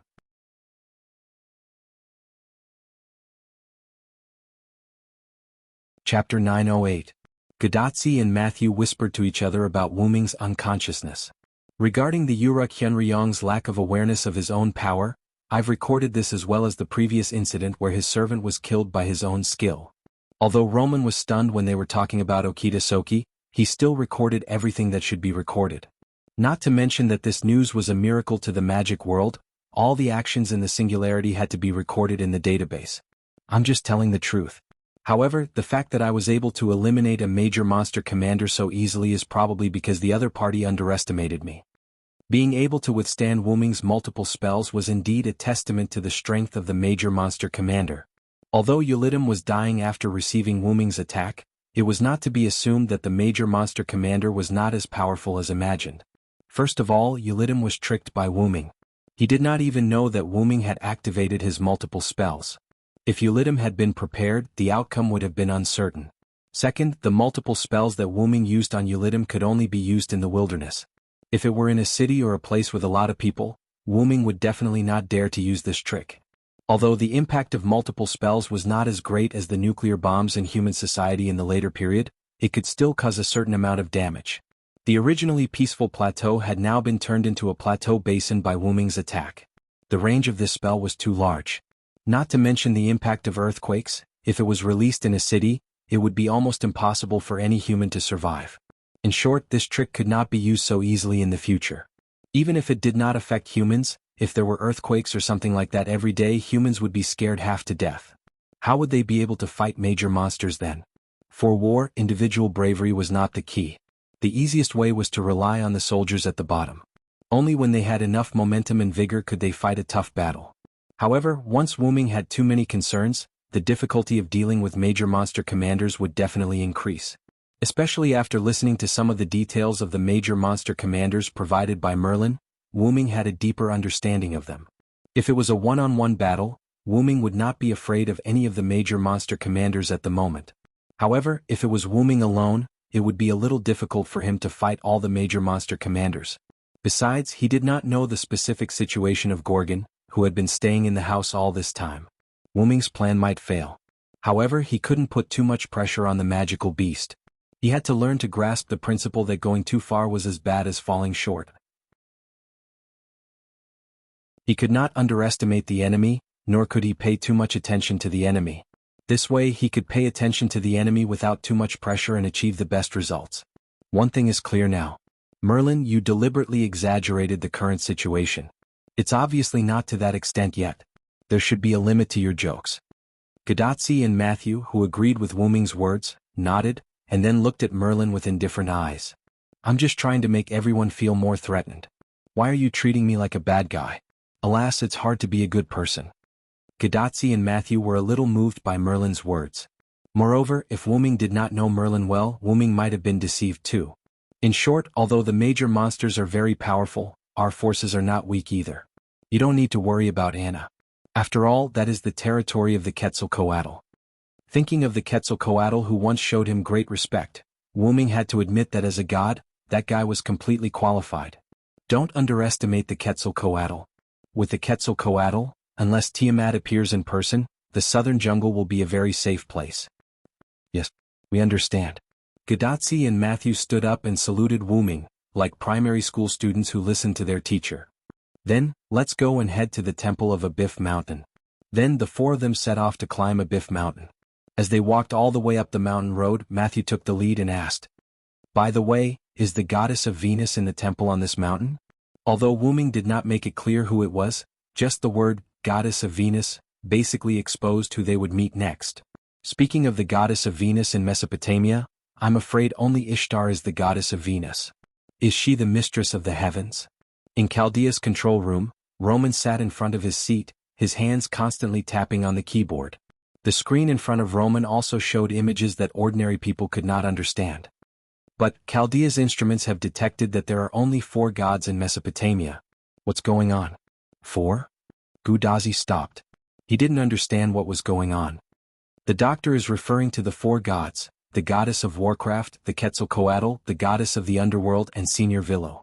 The first 3 were the goddesses of the 3 Goddesses Alliance. Although Wu Ming did not say much, his spiritual base also belonged to the Uruk Hyunryong. But Assassin said that there is a goddess on this mountain. So, shouldn't there be 5 gods? Gudatsi subconsciously looked at the top of the mountain, where she could vaguely see the shadow of the temple. I'm also wondering about this. On the big screen in front of Roman, 5 dialogue boxes appeared. The goddess of Warcraft, the Quetzalcoatl, the goddess of the underworld, and the Uruk Hyunryong each occupied a box, but the last box was a series of question marks. Is it possible that the divinity is not strong enough so it can't be detected? Matthew asked. The leopard man they encountered before was also a god, but if they didn't encounter him, Chaldea's instruments couldn't detect his existence at all. Only gods with strong divinity like the goddess of Warcraft and the Quetzalcoatl could be detected by Chaldea's instruments without contact. That's impossible. Ishtar is the mistress of the sky. Even if she is a pseudo-servant at the moment, her divinity can't be that weak. Wuming saw Ishtar the last time he came here. Although she came as a pseudo-servant in the form of a girl, her divinity didn't decrease much. She was still a very powerful divine servant. Oh, another pseudo-servant. Gudatsi nodded. She always felt that she always encountered pseudo-servants. Although Ishtar is a pseudo-servant, she is much more powerful than the leopard man, Wuming added. At that moment, the almighty Leonardo da Vinci spoke. Is it related to the goddess of the underworld?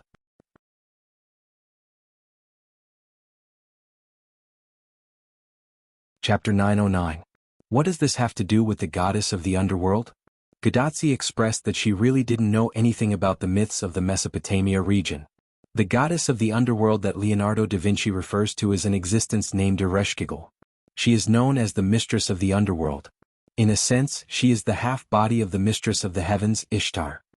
Wuming explained to Gudatsi. He was also a Uruk Hyunryong.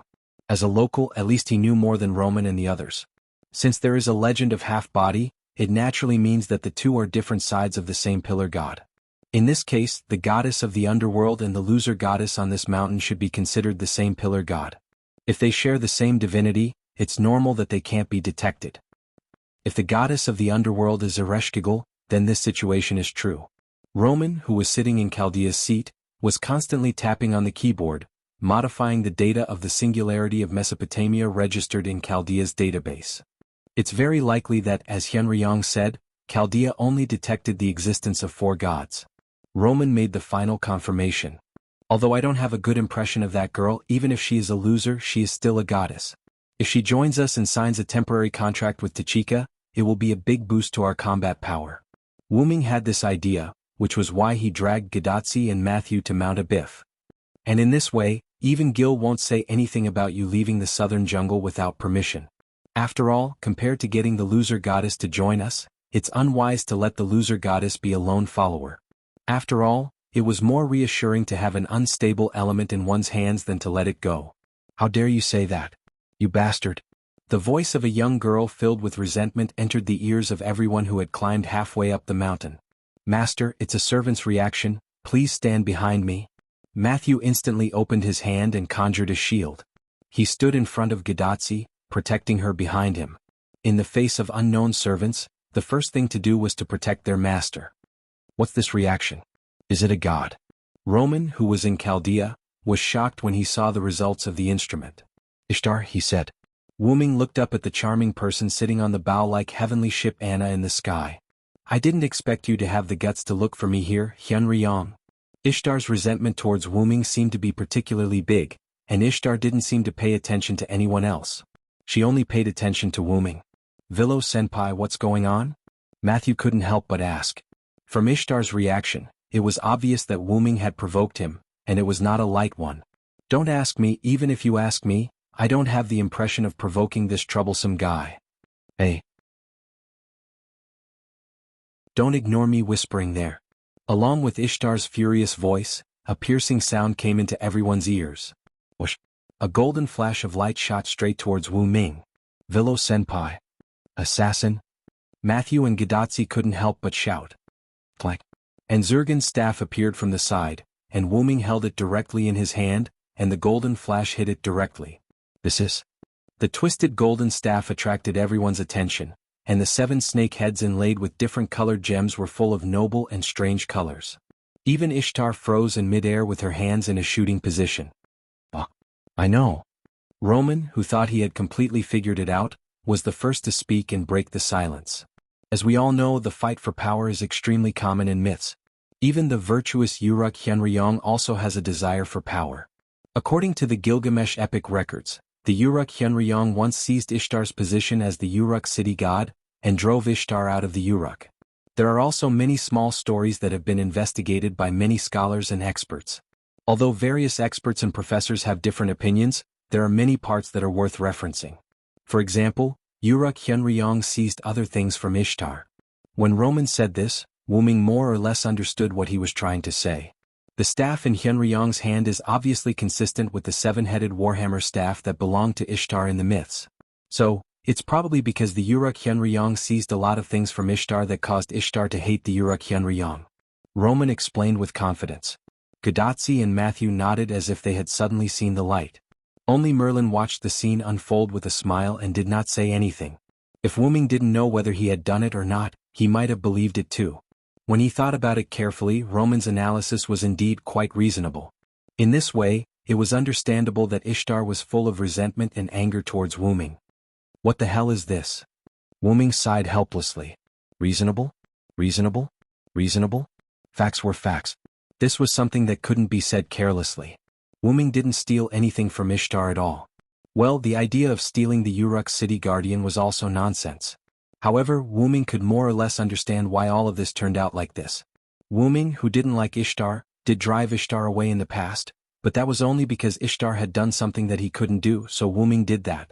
And Ishtar would come back soon because she couldn't do without the tributes from the citizens, such as gems, and so on. Perhaps it was because he had driven her away too many times, coupled with the fact that the records of later generations weren't perfect. The story was gradually changed into that Uruk Hyunryong stole the position of the Uruk city guardian from Ishtar. Wuming also understood. After all, the various myths in modern times were the result of people's exaggerations in history. As for the so-called seven-headed warhammer staff, it was purely because it was similar. It wasn't Ishtar's staff at all. But did Ishtar really think so? Yes, that's right. I'm talking to you, Hyunryong. Give me back my seven-headed warhammer staff. At this moment, Ishtar didn't care whether what Roman said was true or not. She was going to make the best of it. She had her eyes on the gorgeous staff.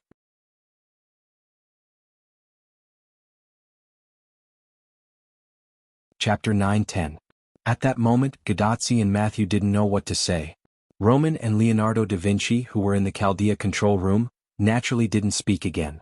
It was obvious that the matter was both complicated and simple. But all in all, Wuming seemed to be in the right. Even Gadatsi and Matthew could see that Ishtar was obviously panicking. Ishtar was obviously the kind of person who couldn't refute after her lie was exposed in front of her elders. Only Merlin, who knew what was going on, half squatted on the ground with his back facing everyone.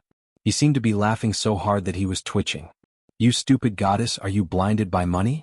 You don't even know how to lie. Ishtar was even more embarrassed by Wuming's words. After all, this was indeed the truth. Ishtar could speak casually in front of others, but in front of Wuming, it was a little difficult. Although I also know that you want to take advantage of Roman's words and take my Ains Uar Gong staff for yourself, I still have to say that your IQ matches the number of gems you have. Finally, Wuming shouted a sentence. You shameless loser and stupid goddess. Reflect on yourself. The roar like a dragon resounded through the sky, and Gadatsi and Matthew couldn't help but cover their ears. The magic contained in Wuming's voice even interfered with the communication between Chaldea and Gadatsi. In short, although Wuming's voice couldn't spread to the Uruk, it was not a problem for it to spread to the entire Abif mountain. However, no matter who was right or wrong in this matter, Wuming's voice was a disaster not much worse than social death for Ishtar. Damn Hyunryong. As if she had lost her mind, Ishtar hugged her head with both hands, and her eyes lost their focus. She sat on horse Anna and swayed as if she was about to fall off. Seeing this scene, the innocent little angel Mashu quickly reminded Ishtar. After all, Ishtar really looked like a daughter who couldn't do anything if no one took care of her. Miss Ishtar, please be careful. It's dangerous. Matthew's words made Ishtar stunned, but then she also recovered from the torture given by Wuming. Don't worry, I won't fall off horse Anna. Ishtar flipped her hair as she spoke. Her whole person was full of charm, which was very much in line with her image as the mistress of the heavens, if the terrible scene from before was ignored. Speaking of which, where were we just now? With one hand on her chin, Ishtar was quite distressed as she recalled the conversation between her and Wuming. This made Wuming blush with shame. He always felt that this goddess who descended by relying on the body of a human girl had become quite unreliable. Don't even think about my staff of Anzavulgan, loser goddess. Also, quickly go back to Uruk and be a city god. The demonic beasts have caused serious damage to this land, and the Uruk needs your strength. 3 times. Ishtar's face darkened. You actually called me loser goddess 3 times. You're dead. Ishtar roared and aimed the simulated scope in Wuming's direction. Horse Anna began to gather magic. Master, be careful. Matthew approached Gadotsi and raised his shield again. Senior Villo, please be careful. However, Wuming did not pay attention to Matthew's words. His attention was on something else. Wuming had said loser goddess more than 3 times, but Ishtar had only heard it 3 times. In other words, Ishtar had just arrived. So it was at that time. Wuming whispered to himself. I heard it all before.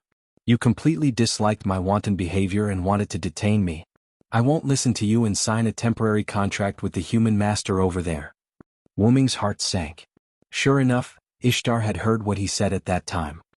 Can you be considered the mistress of the heavens like this? Ishtar. When your father and the others disappeared, you only know how to run away. I prefer the stubborn and mischievous goddess of the past who can be straightforward and stupid, and not the current loser goddess. You're a disgrace to the title of Mistress of the Heavens.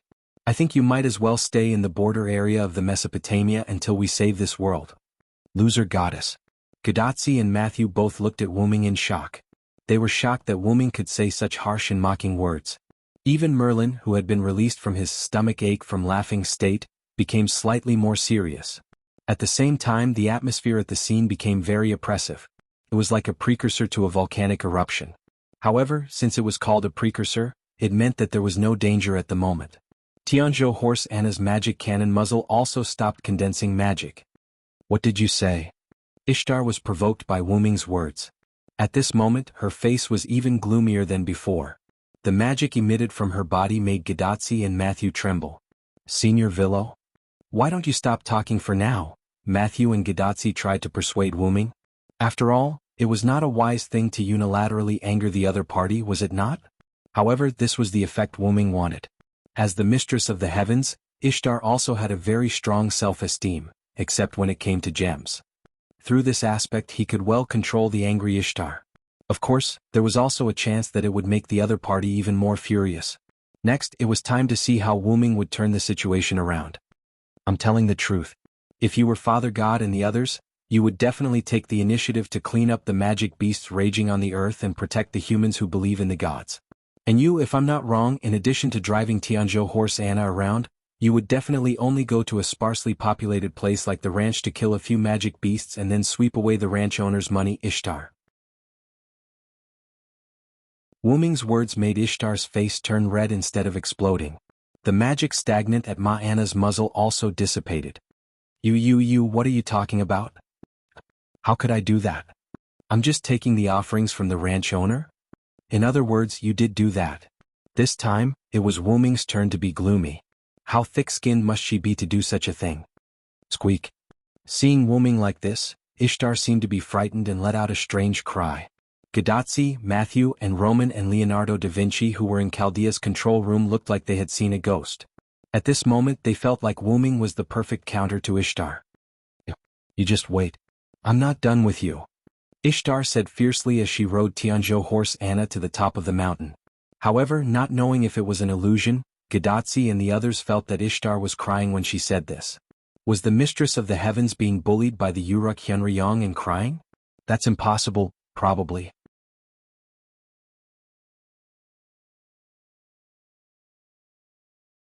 Chapter 9:11. While everyone else was entangled by these messy matters, only Merlin was paying attention to Wuming with a clear mind. He felt that Wuming's expression at the moment was a bit similar to how he felt when he faced Artoria. Although the target was different, Wuming did give Merlin such a feeling at the moment. A worried old father. That's right, Wuming at the moment seemed to be worried about his disobedient daughter. Wuming was indeed worried. Everyone in Mesopotamia knew that Ishtar was spoiled by the gods. Although she was a good god, she always did evil things. Back then, the reason why Wuming came to the Uruk was mainly because Wuming was tricked by Morgan Le Fay. By chance, he forcibly unlocked the bloodline of the origin of dragon, allowing Wuming to use the body of the origin of dragon, when he was still a minor. However, at that time, Wuming was too accustomed to the body of the origin of dragon, and the awakening of the bloodline was not perfect. He could not control the body almost perfectly like Wuming now. In any case, Wuming awakened the origin of dragon by accident. In addition, Wuming was indeed injured at that time. Otherwise, Wuming would not have hidden to recuperate and used the statue that people made for him as his eyes to observe the Uruk. After that, Wuming used this eye to observe Ishtar's series of evil deeds. Wuming did not hate Ishtar, or rather Wuming did not hate anyone, provided that no one provoked him. As long as no one provoked him, everything was fine. Wuming's attitude towards Ishtar was the same. As long as Ishtar did not provoke him, he would not pay attention to Ishtar. However, things did not go as planned. Ishtar would do some troublesome things from time to time. Not only did she easily provoke Wuming, but the Uruk citizens also always prayed to Wuming. The content of the prayers was not excessive like getting rid of Ishtar, but they were basically complaints about Ishtar and begging Ishtar to stop her evil deeds. Wuming was respected and worshipped by the citizens of the Uruk and even Mesopotamia. When Ishtar really crossed the line and provoked him, Wuming would teach her a lesson. For example, he would beat Ishtar up and chase her out of the Uruk. At that time, Wuming was completely unfamiliar with his dragon body. He did not have a certain degree of understanding and development. Naturally, he was not that strong, but he was not so weak that he could not even defeat Ishtar. Logically speaking, Wuming's dragon body would only be completely restored after reaching adulthood. By chance, Wuming's dragon body was unlocked in advance, and it could be regarded as a considerable increase in strength. However, even if Wuming defeated Ishtar, the Sumer gods were still around at that time. Even if it was a lesson, Wuming could not go too far. Even if the Sumer gods were afraid of Wuming's identity, if he did not give them face and taught Ishtar a lesson, who knew what the Sumer gods would do in the end? Even a cornered dog would jump over a wall, let alone a group of gods. Therefore, Wuming, who was not invincible, had to learn to be moderate. Besides, it did not mean that he had to use force to teach. Most of the time, wisdom was better than force. Especially when facing Ishtar, the spoiled mistress of the heavens, Wuming found that it was particularly easy for him to use his brain to deal with her. However, it was as if she had forgotten the pain after the scar healed. After a few days, she would naturally return as if nothing had happened. God-En, who was also Ishtar's father, once came to look for Wuming, and the two had a short conversation about Ishtar.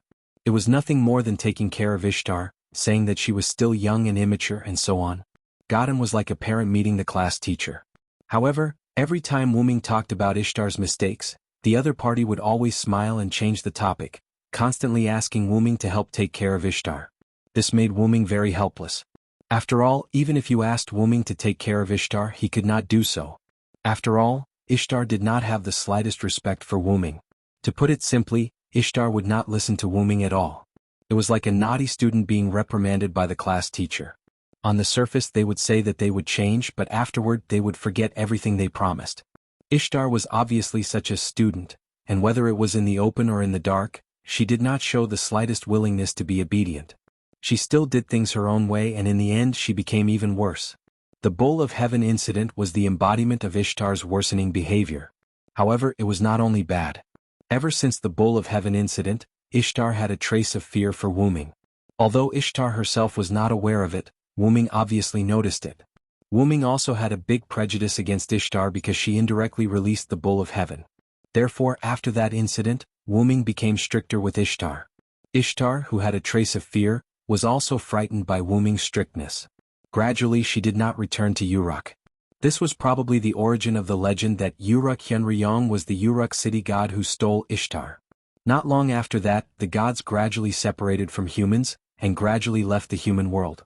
Wuming also left Uruk with Enkidu, who was opportunistically avoided death by himself. However, after the Bull of Heaven incident, the nature of the relationship between Wuming and Ishtar did indeed change. Especially now that Ishtar appeared as a pseudo-servant, the special relationship between the two became even more obvious. If one had to describe it, it was like the relationship between a melancholy homeroom teacher and a naughty student had changed to an old father and a spoiled daughter. Because there was still kindness in Ishtar's bones, and Wu Ming's previous actions were also good intentions. After the gods disappeared, Ishtar, who appeared as a pseudo-servant in this world, had a feeling of dependence on Hyunryong, who used to be very strict with her. It was like a naughty student whose father was in trouble would subconsciously ask for help from their neighbor who used to take care of them and teach them a lesson. However, neither of them noticed this, otherwise things wouldn't have turned out this way. Merlin, as a bystander, saw through everything. This was probably the onlooker sees the game more clearly. Oh. Willow-senpai, what should we do next? Anyway, Matthew thought that her brain couldn't think anymore. This series of events made Matthew at a loss, and she didn't know what to do next. Continue to climb the mountain. Wu Ming pointed at the faintly visible palace on the mountain, and then immediately moved. Since we're already here, if we don't bring Ishtar back, I'll feel bad no matter how I think about it. However, as soon as Wu Ming finished his sentence, the entire Abyss mountain shook violently.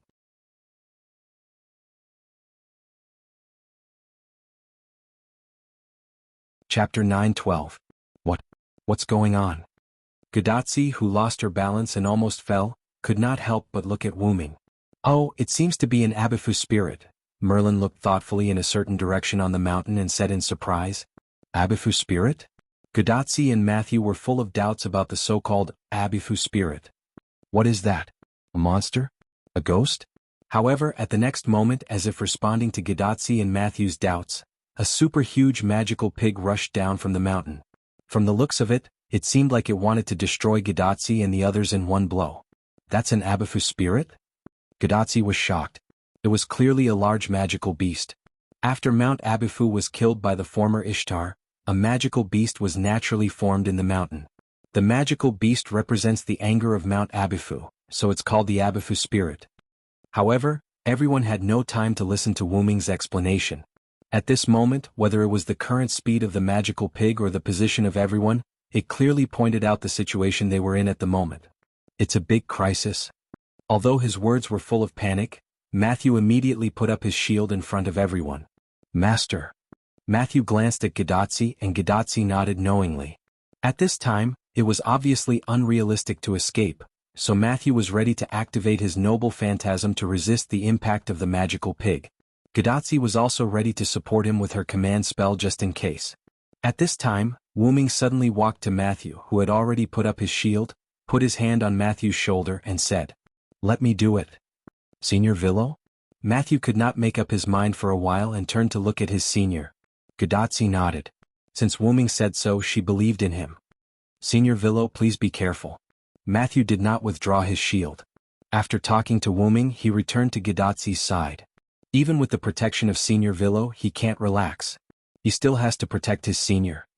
Assassin, how are you going to deal with it? Gadatsi looked at the magical pig that was getting closer and closer, and looked at Wu Ming with a little panic. Tachika, do you know that I'm partly responsible for the reason why Mount Abifu was killed by Ishtar? As if reflecting this sentence, when a Bifling saw Wu Ming standing at the front, it became even angrier and even sped up a little. You're also partly responsible? Gadatsi was stunned. You can say that I didn't save him. Without further explanation, Wu Ming looked at a Bifling who was getting angrier and stretched out his hand. Wu Ming has long known that Mount Abifu will be killed by Ishtar through his understanding of the mysterious world. Therefore, Wu Ming did not intervene too much in this matter.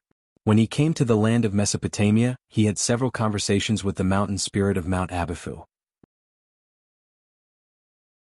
When he brought Gil to Mount Abifu also gave Wu Ming a lot of convenience. It was precisely because of his good impression that Wu Ming helped Mount Abifu and sent Ishtar away to avoid Mount Abifu's death.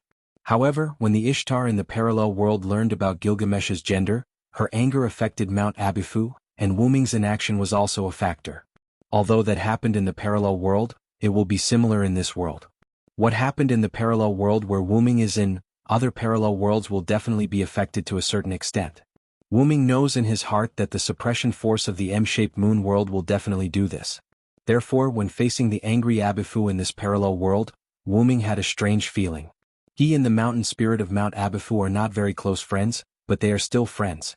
Wu Ming still has a trace of regret for his inaction in the beginning. This is also one of the few regrets of Wu Ming in the continuous travel that continues to this day. The appearance of the Abifu spirit is probably related to my voice just now. Since I'm the one who lured it out, then I'll clean it up. Wu-Ming doesn't know whether the killing of Ishtar in this parallel world by the Abifu mountain has direct or indirect relationship with him, but Wu-Ming can be sure of one thing. At this moment, the Abifu spirit in front of Wu-Ming has become an existence like a violent spirit, and the only thing Wu-Ming can do is to give it relief. Thinking of this, Wu-Ming condensed a large amount of magic power in his hand. The powerful magic power caused the air to flow rapidly, thus creating wind. Moreover, the extremely dense magic power source in Wu-Ming's hand also produced some gravitational force, slowly attracting the surrounding stones and soil. Seeing this, Merlin's expression changed. Merlin is not interested in anything else, but the move Wu-Ming is about to use. This magic power. Roman and Chaldea also saw the data results from the detection instrument and made a shocked sound. Could it be? Immediately afterward, the magic power source in Wu-Ming's hand that had reached the limit of density suddenly compressed. In an instant, a high-intensity hurricane spread from Wu-Ming's palm to the surroundings, blowing Merlin's clothes. Gadotsi and Matthew were also unable to open their eyes because of the strong wind pressure. In the next second, a beam of light full of magic power and the size of a huge wild boar that was the incarnation of the Abifu spirit instantly shot towards the Abifu spirit that rushed in front of Wu-Ming. The Abifu spirit was swallowed by the beam of light without any preparation and without any sound. Then the beam of light burst into the sky with the movement of Wu-Ming's arm. The beam of light disappeared, the wind pressure disappeared, and Gadotsi and Matthew also opened their eyes. The Abifu spirit had already disappeared, leaving only a charred trace that rushed along the ground to the mountain. Walala, extremely fine sand, stones and soil fell from the sky, which was the debris attracted by the gravity generated by the magic power source. Wait a minute. Was that just a simple magic cannon? Roman's shocked voice came out from Gadotsi's wrist again. Magic cannon? Gadotsi asked in confusion.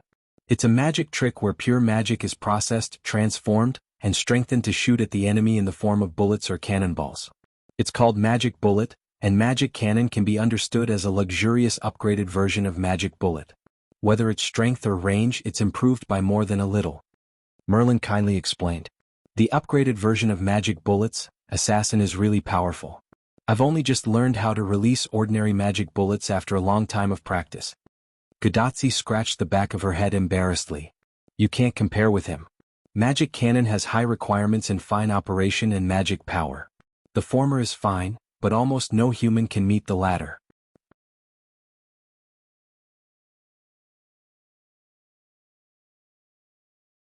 Chapter 9:13.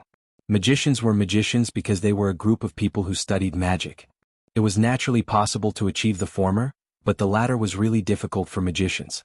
For example, the magic power of the magic cannon that Wu-Ming had just released was almost comparable to the magic power of a large spiritual vein.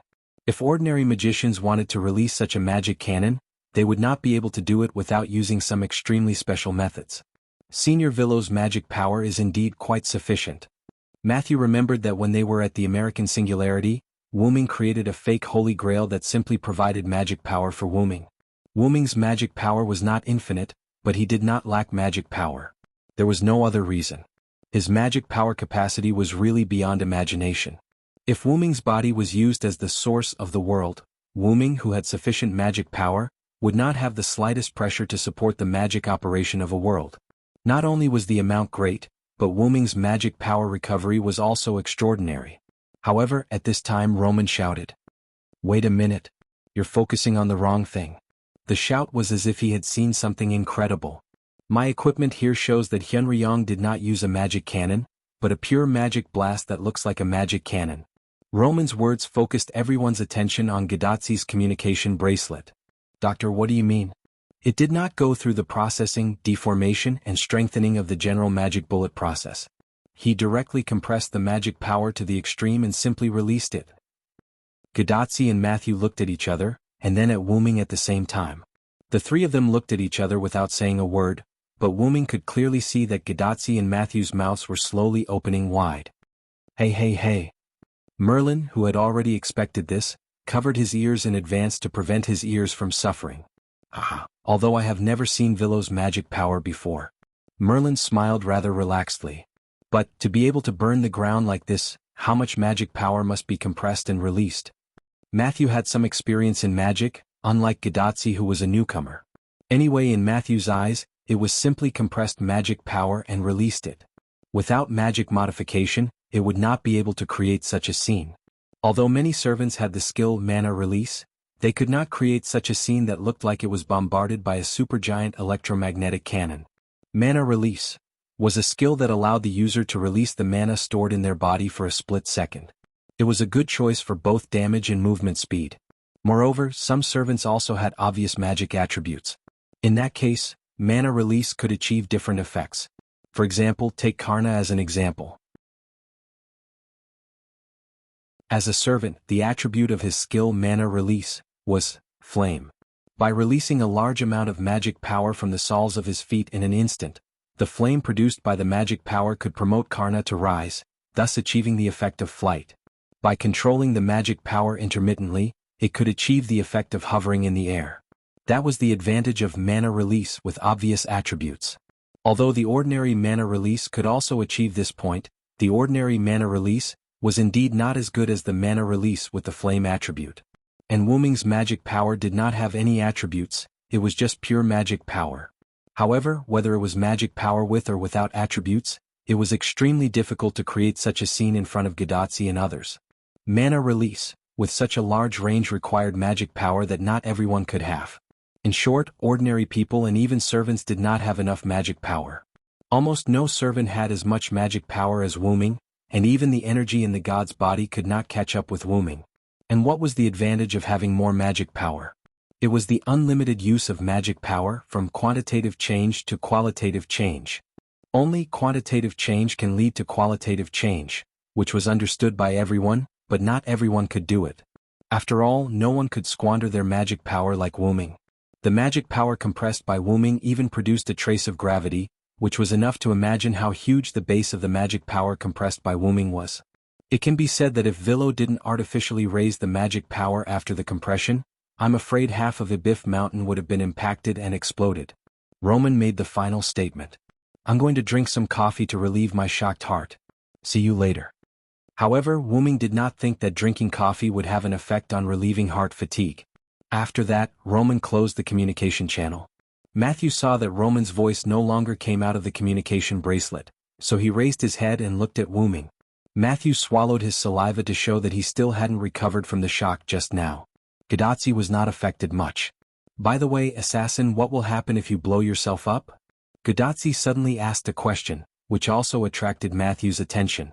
The explosion will probably affect the range between here and the Uruk. Ibif Mountain was still some distance away from the Uruk, which was indeed terrifying. At this moment, Wuming's bad taste broke out. Why do you want me to try? Wuming looked at Gadotsi with a smile on his face. If it's your request, Tachika, it's not that I can't do it. I'll be happy to try it for you. Let's not. Let's go up the mountain. Goddess Ishtar is probably tired of waiting for us. Gadotsi immediately waved her hand, but the trace of sweat on her forehead still showed a trace of panic in the girl's heart. You're right. We pretended to think for a moment, then turned around and continued climbing the mountain. When we passed by the scorch marks on the mountain, Gadotsi and Matthew couldn't help but take a few more glances. If they were hit by this cannon, it would indeed be terrifying. The two thought of the angry Ibif spirit. It was really pitiful, then the two rejoiced. Fortunately, when they fired the magic cannon just now, they didn't aim it at the mountain otherwise. I'm sorry, Tachika, Matthew, the mountain path opposite us is broken in half and we can't use it, Wuming, who was walking in front, suddenly said. Maybe it was affected by the magic cannon. Anyway, we can't use it for a while. Okay, let's pretend that they didn't say anything. Wuming looked at Gadotsi and Matthew, then looked at Merlin, and made a decision in his heart that made Merlin feel a little uneasy. A moment later, Wuming carried Gadotsi and Matthew to the top of the mountain. Is this Goddess Ishtar's palace? The first thing that came into Matthew's sight was a building that was different from the surrounding barren land, and it flashed with a hint of gold. But it's just a little. Gadotsi smiled awkwardly. What was Gadotsi laughing about? It was none other than Gadotsi laughing at the two large manekiniko in front of the entrance of Ishtar's palace.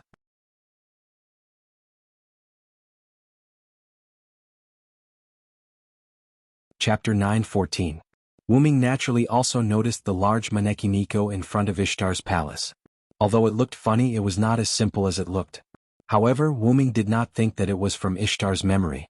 After all, there was no such thing as a Manekiniko in Mesopotamia before BC, it was probably the knowledge brought by the girl that Ishtar relied on. After all, the girl lived in the 21st century. By the way, Merlin hasn't come up yet? Wuming did not see Merlin for a long time and could not help but ask this. Gadotsi and Matthew looked at each other, they did not know what to say. At this time, a weak voice came into Wuming's ears. Damn it, Vero, you bastard. How dare you make me climb up the cliff by myself? At a certain cliff, a hand so white that it didn't look like a human suddenly reached out and grabbed the ground. Then, a staff was stretched out by the person's other hand and pierced into the ground to complete the fixation. Finally, the white-haired big brother Dream Demon appeared in front of Wu Ming and the others, looking exhausted. I can't bring 3 people with me, so I have to trouble you. You are also a servant, Merlin. You can't let Tachika and the others climb up here. Wu Ming comforted Merlin with both reason and emotion. But Matthew is also a servant. However, as soon as Merlin finished the sentence, Wu Ming stared at him. It was as if he was saying, I'm a girl, are you? Let's go, maybe Ishtar will escape if we stay here for a long time. After Wu Ming finished, he did not care about Merlin. Gadotsi and Matthew, who wanted to say a few good words for Merlin, went straight to the gate of the temple. It's really unfair. Merlin shrugged his shoulders and complained. He immediately followed Wu Ming. In fact, Merlin was not as weak as he had imagined. Previously, Merlin had leaped and sprinted through the mountains to find Wu Ming. This was enough to show how good Merlin's stamina was. Moreover, part of Artoria's swordsmanship was taught by Merlin. Even if such a person claimed to be a magician, who would believe it? By the way, Wu Ming also learned swordsmanship from Merlin with Artoria, but because the effect was not obvious, it was better to use the spear skills taught by his master, Skahar, so he did not learn much. Walking past the Manekiniko, Wu Ming thought that the Manekiniko could move, but it kept its Manekiniko posture and did not move at all. This dispelled Wu Ming's idea that the 2 Manekiniko were gatekeepers. The 4 continued to go deeper. Because Ishtar's palace was built on the mountain, some parts of the interior were full of darkness. Not only that, the internal structure and the external appearance looked very different, there was no gorgeous look at all. Is this really the palace of the goddess Ishtar? Gadotsi could not help but ask. Obviously, the palace looked so gorgeous from the outside, but the inside was quite disappointing. Because Ishtar has no money. Wu Ming simply said the truth. This is simple and easy to understand, Tachika. You just need to remember that Ishtar is a loser goddess who loves money and gems, but has no fate with these things. Okay. Gadotsi nodded a little at a loss. After walking for a little while, Matthew saw flashing lights in front of them. Are those torches? It was the light of burning torches. The walls on both sides of the road were inlaid with burning torches, which made the passage look a little more majestic. However, it was only a sliver of, it's almost there. Although Wu Ming had not been here before, Wu Ming could feel the divinity of Ishtar. So their destination was almost there, the main palace where Ishtar lived. Sure enough, after walking through the corridor inlaid with burning torches, the 4 of them entered a room that looked like a hall. In the middle of the hall, there was a stone pedestal that looked like a throne. Under the stone pedestal were stones that had been trimmed. The stones increased the height of the stone pedestal, which seemed to be deliberately designed. If one wanted to look at the person sitting on the stone pedestal, one had to look up and let the person on the stone pedestal look down on them. It had to be said that this was the work of the gods to make the visitors worship them. Directly above the stone pedestal, there was a big hole in the middle of the ceiling of the main hall. Although it was artificially repaired, it could still be seen that it was violently damaged. Sunlight shone through the big hole like a skylight into the palace, making the originally rather shabby palace look high-end and classy. And the stone pedestal happened to be completely illuminated by the sunlight. Whether it was morning or evening, as long as there was sunlight, the stone pedestal would be illuminated. This design was quite satisfactory. It seems that Ishtar's brain is not as bad as I thought. Wu Ming looked at the scene and nodded in praise. Of course, who do you think I am? A charming voice came from the shadow of the palace. Then, a beautiful goddess slowly walked out of the shadow and came into everyone's sight. This person was Ishtar, who ran away after being angered by Wu Ming. I am Ishtar, the mistress of the heavens. This is my palace, Ishtar, so of course I have to be more careful. As Ishtar said, she gently jumped directly onto the stone pedestal, and crossed her legs, looking down at Wu Ming and others below. Goddess Ishtar, your posture is really good. The innocent Matthew couldn't help but complain. He had to admit that this posture was indeed very annoying. Ishtar adhered to her usual style. Even in the state of pseudo-servant, the material on her clothes was still very little. And Ishtar, who was sitting on the raised throne with her legs crossed, in front of Wu Ming and others, was already in a state of naked state in the future. However, among the 4 people present, Gadotsi was a woman, and Merlin was a nightmare who didn't understand human feelings. Neither of them would be moved by Ishtar. Only Matthew was too innocent to remind Ishtar. As for Wu Ming, he was completely used to it. Don't worry about this girl, she didn't care about her clothes at all since a long time ago. It was precisely because the previous Ishtar was extremely thin every day, coupled with Ishtar's bad character, that caused Wu Ming to have no interest in Ishtar at all. After all, he would get tired of seeing too much. The original Ishtar didn't have the slightest interest in Wu Ming, let alone the human girl Ishtar. The pseudo-servant state of Ishtar was really far from the original Ishtar in terms of beauty. More importantly, the human girl that Ishtar relied on was someone that Wu Ming knew.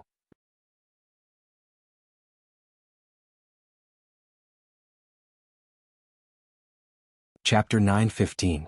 The mentor, who once accidentally led Ilya onto the path of a magical girl, Rin and Osaka. Ishtar's face was exactly the same as Rin and Osaka's face, and similarly, Ishtar also retained Rin and Osaka's slightly regrettable breasts, just slightly. But to Wu Ming's surprise, after Mashu reminded him, Ishtar showed a hint of shyness and embarrassment. He didn't know if it was because of the existence in Ishtar's body, but after Mashu reminded him, Ishtar showed a shy and embarrassed look. Shocked. Ishtar actually blushed out of shyness? But seemingly noticing Wu Ming's surprise, Ishtar's face suddenly changed, and her slightly red cheeks instantly became normal. In the next second, Tianzhou's horse Anna flew in through the big hole in the ceiling. Ishtar jumped slightly and sat directly on horse Anna, and let horse Anna rise into the air and stay away from Wu Ming. It could be considered as indirectly preventing her from being exposed. However, Wu Ming didn't give Ishtar any face. When Ishtar sat on horse Anna and moved, Wu Ming directly said the truth of his guess. By the way, were you hiding over there just now? Wait, no, why would I hide over there? Although Ishtar seemed a little flustered, she immediately pretended to be calm. I thought you didn't dare to see me. In that case, let's get straight to the point. Wu Ming no longer held back with Ishtar. Come back to Uruk with us, mistress of the heavens Ishtar. The Uruk needs the power of your goddess. Wu Ming stretched out his right hand to Ishtar, who was flying high in the sky and bathed in the sun, and very simply and violently pulled her to his side. This made Gadotsi, Matthew, and even Merlin dumbfounded. Even Roman and Leonardo da Vinci, who were monitoring in Chaldea, were taken aback by Wu Ming's sudden invitation. Vilo Senpai, goddess Ishtar wouldn't agree. In the end, Matthew raised a question. Both sides were clearly standing on opposite sides, so why did Wu Ming still ask such a question that would definitely be rejected? Not only Matthew but Gadotsi also didn't understand. Why wouldn't she agree? Ishtar never said that she wouldn't return to Uruk with us. Everyone was stunned. Carefully recalling Ishtar's words, it seemed that it was indeed as Wu Ming said. Ishtar never said that she wouldn't return to Uruk. She only said that she wouldn't sign a temporary contract with Gadotsi. Ishtar, who was also stunned by Wu Ming's sudden invitation, also recovered at this moment. Ishtar was also surprised by Wu Ming's approach, but after carefully recalling, she really didn't say that she wouldn't return to Uruk. In other words, there was still a chance for things to turn around. Yes, Ishtar was a little happy, but she couldn't help it because Wu Ming was here. Ishtar was indeed hiding just now. She knew that if there were only a few people in Chaldea, Ishtar wouldn't have to care about their expressions at all and could do whatever she wanted. However, Wu Ming just had to come with her. When she returned to her palace, she heard a loud noise and felt a strong magic power. It was undoubtedly Wu Ming's magic power, and Ishtar always felt that Wu Ming was stronger than before. Ishtar knew that she couldn't beat Wu Ming. Without her father's protection, Ishtar would definitely be hung up and beaten by Wu Ming. In the end, she would be shipped back to Uruk and forced to sign a contract with that human girl. Even worse, Ishtar would be forced to become Gold Twinkle's subordinate and act according to his orders. This was something she didn't want to encounter in any case. However, she couldn't compromise just like that. Sign a contract with a human master and then go back to work for Gold Twinkle? What a joke. And for some reason, Ishtar felt like she couldn't raise her head in front of Wu Ming. Just like most human beings, like a child meeting their parents or a student meeting their teacher, Ishtar realized that she had a natural fear of Wu Ming for some reason. That was why when she faced Wuming before, no matter how angry she was, Wuming lectured her, or when she saw Wuming get angry she was like a deflated balloon. She could only blame it on the aftereffects of being bullied by Wuming in the past. That was why Ishtar was thinking when she hid. If she couldn't do it she would just run away. It had to be said that Wuming guessed Ishtar's thoughts. It felt like, the person who knows you best is not your friend but your enemy. Wuming was afraid that if they spent too much time on the road, Ishtar would run away after letting her imagination run wild, so Wuming directly flew up with Gadatsi and the others. Anyway, it wasn't like Ishtar hadn't done this kind of thing before, and for her, it wasn't something to be embarrassed about. From the looks of it, it was also because Wuming and the others came a little too quickly that Ishtar didn't have time to run away. She had no choice but to face them with force. Ishtar, I can take a step back. You don't have to sign a contract with our master, and you don't have to be Gil's servant. You only have to cooperate with us to deal with the monsters. This is already the greatest respect we can give to you as a goddess. Since Ishtar refused to sign a temporary contract, Wuming would just cancel this condition. As for the content of the second condition, it was even easier to understand. We have already made a big concession. I hope you can consider it. After Wuming finished speaking he didn't say anything else. This made Ishtar a little surprised that Wuming would actually give in. According to Ishtar's understanding of Wuming, in this kind of situation where the gods disappeared and she did something slightly out of line, Wuming should directly attack her. She really couldn't beat Wuming, and there was no other way except to run away. However, according to Ishtar's understanding, before Wuming and the others came, she could still run away. But now she probably couldn't run away. It was because she couldn't run away that Ishtar forced herself to meet Wuming and the others. However, Ishtar didn't expect that Wuming would actually choose to take a step back and discuss with her. This made Ishtar, who was originally a little nervous, feel a little proud. It was really just, a little and a little. I didn't expect that one day Hyunryong-sama would also bow to mean very good, very good. As Ishtar spoke, her face revealed a smile that she thought was perfect. However, this smile in front of Gadatsi and the others was like a blooming flower. Then what do you think? Wuming's entire face darkened, only his red eyes emitting a deeper red light. He had indeed taken a step back, but when he saw Ishtar's complacent look, he was still displeased. Ishtar was shocked by Wuming's expression, but at the same time she understood one thing. Wuming's concession wasn't a compromise. It was just giving her face or giving her a choice. It wasn't giving her a chance to take a yard after taking an inch.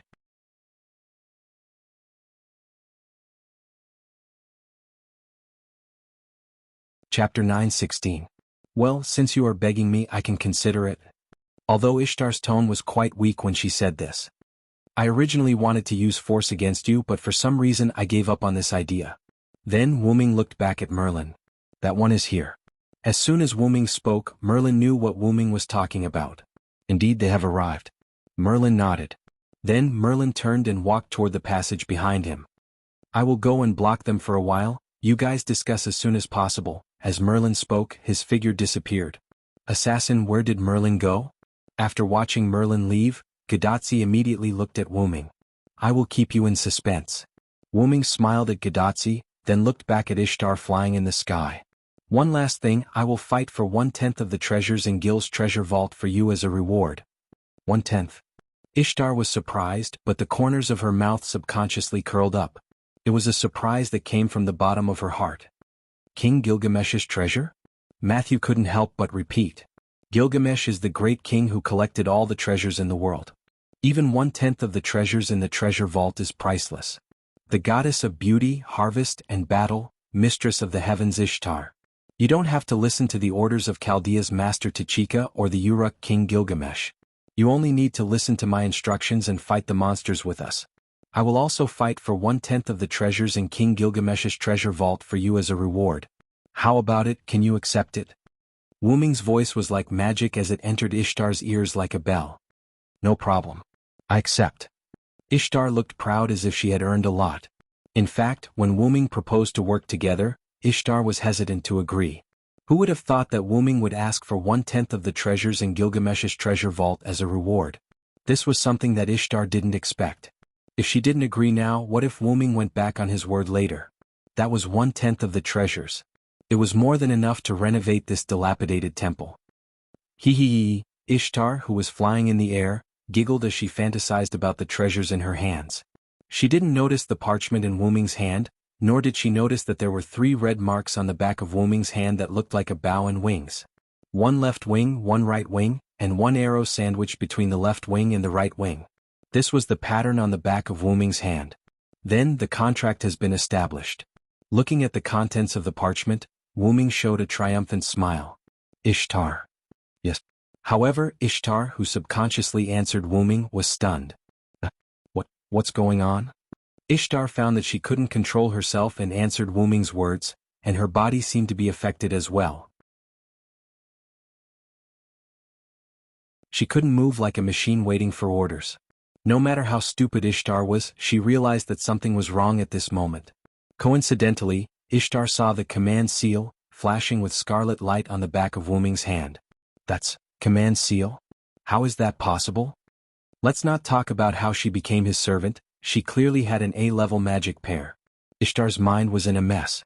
Ishtar's A-level magic pair didn't have any effect on Ishtar's magic, and it didn't help her resist the command at all. Ishtar helped Merlin destroy the attacking demonic beasts. Remember, even if you let the demonic beasts escape, you can't let the demonic beast commander escape.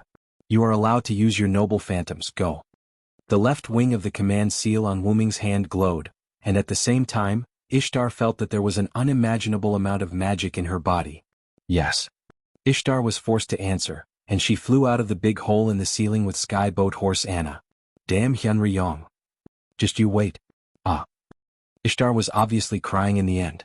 In the end, Ishtar was bullied by Wuming and cried, "That stupid goddess is still so easy to deal with." Wuming looked at the command seal on the back of his hand, and he was in a good mood. But Villo Sr., Matthew was at a loss and Gadotsi was even more serious.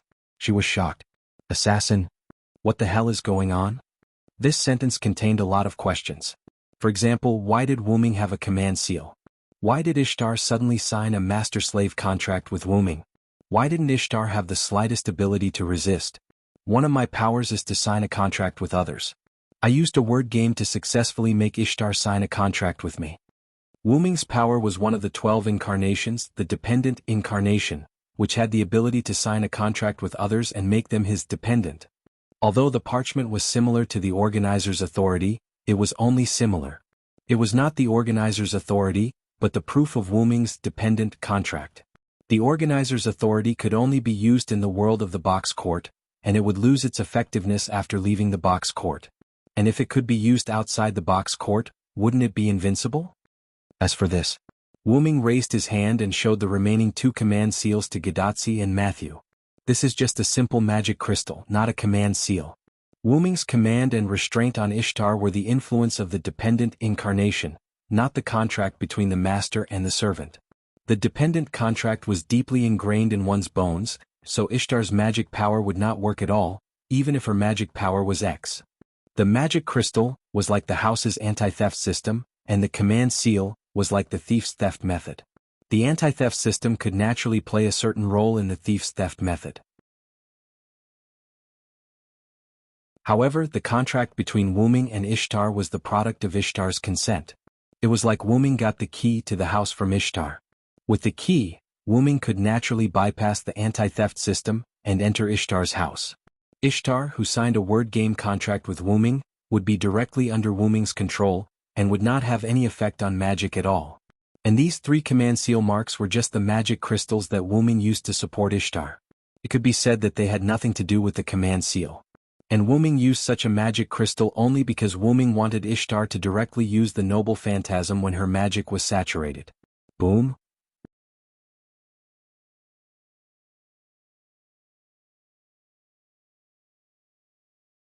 Chapter 9:17. The violent explosion shook the entire Abif mountain. Bits of stone fell from Ishtar's palace onto Wuming, Gadotsi, and Matthew. What was that sound? Gadotsi and Matthew both looked in the direction of the explosion. It's probably Ishtar releasing her noble phantasm. Through the contract, Wuming could feel the rapid depletion of the mana in Ishtar's body. He guessed that Ishtar had most likely released her noble phantasm. By the way, Senior Villo, how did you know that the demonic beasts would appear here? Matthew was quite puzzled. This was an area with continuous mountains. the demonic beasts would not be able to advance from here. I captured one of the demonic beasts' commanders, Ulidim. Merlin used an illusion to obtain information from Ulidim's mind. We learned that the demonic beasts would advance from the mountainous areas in the southwest, near the Persian Gulf, and the mountainous areas in the northeast. Then Wuming told the two of them his plan. The reason why Wuming brought Gadotsi and Matthew here to look for Ishtar was not only to recruit Ishtar, but also one of the reasons why Wuming came here.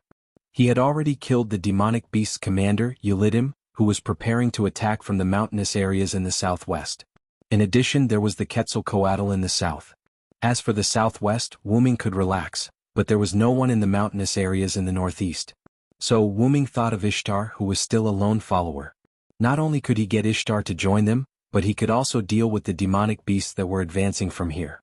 It was simply killing two birds with one stone. The reason why Wuming changed his mind about using force against Ishtar was entirely because Wuming's mental strength had detected a large number of demonic beasts approaching. The reason why Merlin gave Wuming the confirmation of the demonic beast's arrival was that Merlin had already set up a magic spell nearby to detect the demonic beast's attack. When did he set it up? Of course, it was when Wuming brought Gadotsi and Matthew straight to Ishtar's palace. The reason why he did not bring Merlin was partly because Wuming could not bring 3 people with him. Another reason was to let Merlin set up a detection spell. Although Merlin often complained that he would bite his tongue while chanting spells, he was still a magician after all. Naturally, he could do that. Due to the unexpected arrival of the magical beasts and the fact that Ishtar's matter had not been settled yet, Merlin decided to use his hallucinating spell to stop the magical beasts for now. Therefore, after Wuming tricked Ishtar into signing the contract, Wuming immediately sent Ishtar to support Merlin. The reason why he used a magical crystal on Ishtar was so that Ishtar could use her noble phantasm directly. Because Ishtar had killed a Biff mountain, there was no sign of life at all. There was no need to consider whether it would affect the innocent. Ishtar could use her noble phantasm without any worries. Moreover, even if she could not kill the demonic beast commander, the other mass-produced demonic beasts would definitely be killed. At this time, if they went to support the demonic beast commander, it would most likely be the death anniversary of the demonic beast commander next year. Let's go to Chica and Matthew. It's time to deal with the demonic beast commander. Although the entire northeastern region of Mesopotamia was full of mountains, it was rare that there was a small barren plain between the mountains and the northern wall. There were no obstacles in the south of this small plain, and it could directly connect to the Uruk. However, because there were mountains in the east, north, and west of this plain, it was not included in the range of the northern wall. The northern wall was close to the mountains in the west of this plain. Logically speaking, there was no need to worry about the mountains. After all, demonic beasts could not cross the mountains. However, since the demonic beast commander's raid on the Uruk, Gilgamesh set up a defensive barrier nearby. After all, no one knew if the demonic beast commander had more methods that humans had not seen before. Although the strength of the temporarily designed barrier could not be compared to the northern wall, it was only used to delay time after all. This was a plain. If demonic beasts really crossed the mountains and came here, the soldiers on the defensive wall would be able to see it at a glance. Then, the barrier here would temporarily block the demonic beasts while the soldiers lined up to report to the Uruk. Because this place was not far from the Uruk, it was convenient for them to inform the soldiers or send more soldiers. However, there had never been any traces of demonic beasts here. Perhaps the demonic beasts were really blocked by the mountains. But even so, Gilgamesh would not be careless. It was because of his carelessness against the demonic beast commander that the Uruk was ambushed from the underground that night, and 1/3 of the population was killed or injured. Once a large number of demonic beasts appeared here, the situation would definitely be terrible. After all, this place was very close to the Uruk. If the demonic beasts broke through here, the entire Mesopotamia might be doomed. After all, the demonic beasts that gathered together were not terrible. The terrible thing was that the demonic beasts that broke in would spread out and slaughter the human beings on the land behind the northern wall.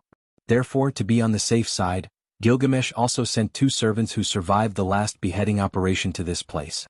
On the temporary wall of the defensive wall, a girl wearing a rather revealing ancient Japanese-style armor walked up. A katana was hanging horizontally on her waist, and her long hair was tied into a knot on the left side to form a bun hairstyle. After that, her left ponytail fell to her waist. She looked quite handsome. This person was one of the 2 surviving servants, Ryder. Her real name was Nawakamaru. As usual, she needed to check the situation of the soldiers and see if there were any demonic beasts attacking. Nuwakamaru-sama, you came to inspect again. The soldiers were accustomed to it. They were quite respectful to the strong person who was summoned by King Gilgamesh. The young girl was agile and strong in martial arts. She was also kind and treated the soldiers equally. Thus, she was deeply respected by the soldiers. Demonic beasts won't come to the mountains and we are here. You can rest assured. A soldier patted his chest and vowed. Several soldiers next to him also nodded in agreement. In this regard, Nuwakamaru smiled and shook her head. The defeated general only wants to complete the king's order to make up for his mistakes. Naturally, he should take it seriously. Nuwakamaru-sama's words are very true. However, everything is this poor monk's fault. Everything is this poor monk's fault. This poor monk should be punished twice. A monk with a large number of weapons on his back and a katana in his hand followed behind Nuwakamaru. This person was one of the two surviving servants, Lancer. His real name was Musasobo Benkei.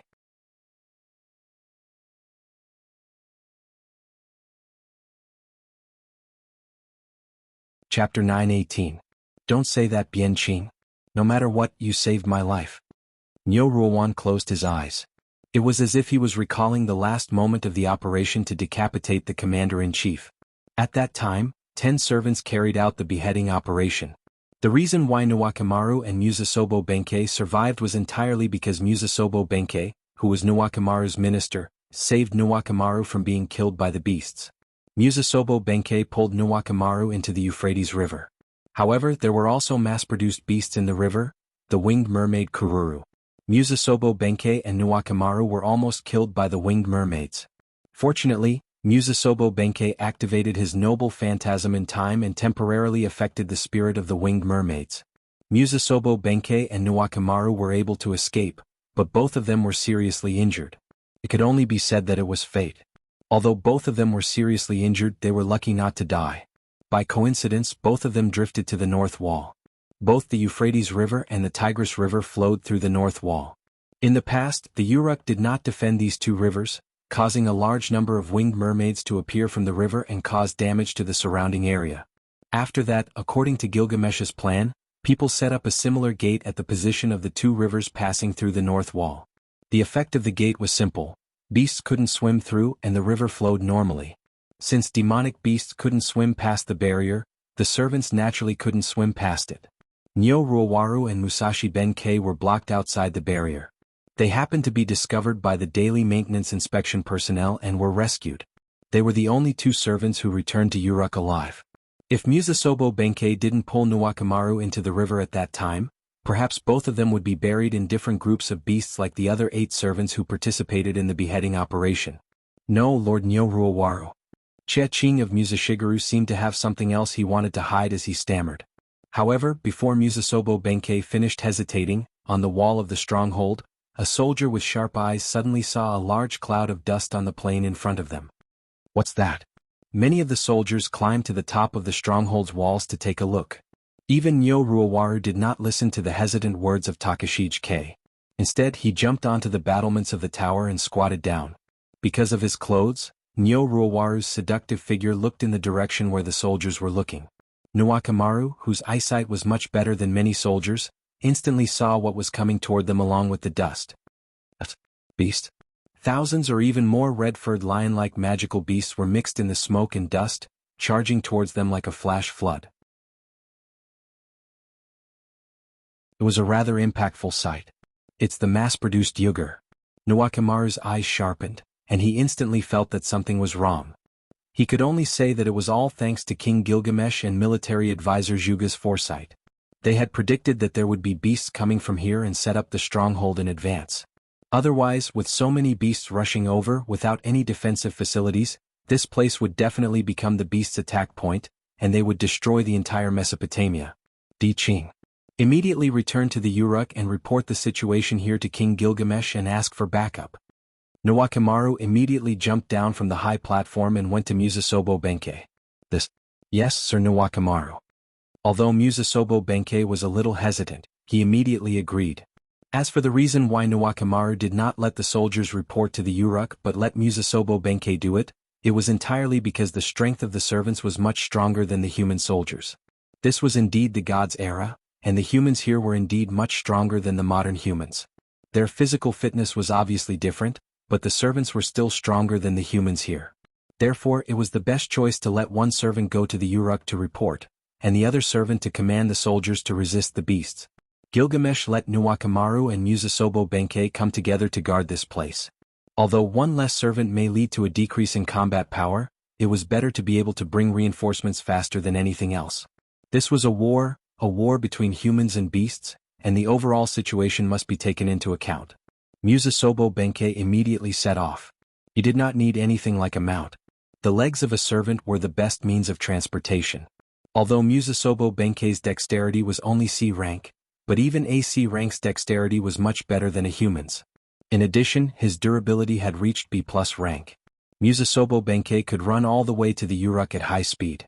Watching Musasobo Benkei leave, Nuwakamaru also pulled out the famed sword on his waist. Everyone prepare to defend. Let these beasts see how powerful we are. Nuwakamaru was her nickname. Her real name was Minamoto Yashitsugu. She was a general of the Minamoto family. Since she was a general, it was easy for her to command the soldiers. Oh. Although there were only a few of them, the soldiers still made a deafening sound. The soldiers began to defend themselves. Some soldiers set up spears in the gaps of the walls, while others set up bows and arrows in the concave battlements on the walls. Everyone was waiting for the magic beasts to approach, ready to attack at any time.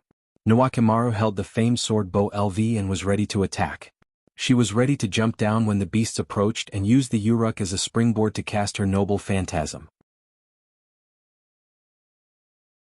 Since the beasts can cross the mountain, there must be a commander commanding them from the back. Nuwakamaru gathered magic in her eyes and tried to look at the back of the army of beasts that was covered by the smoke. A lion-headed man was walking upright on the plain under the cover of the smoke.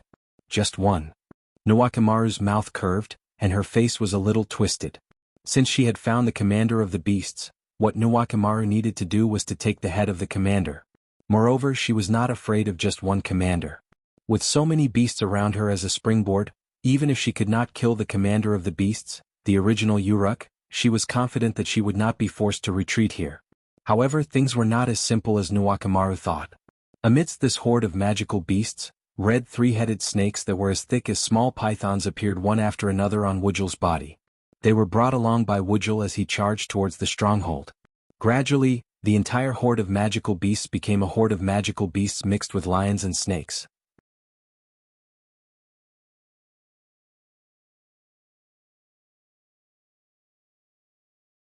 Chapter 9:19.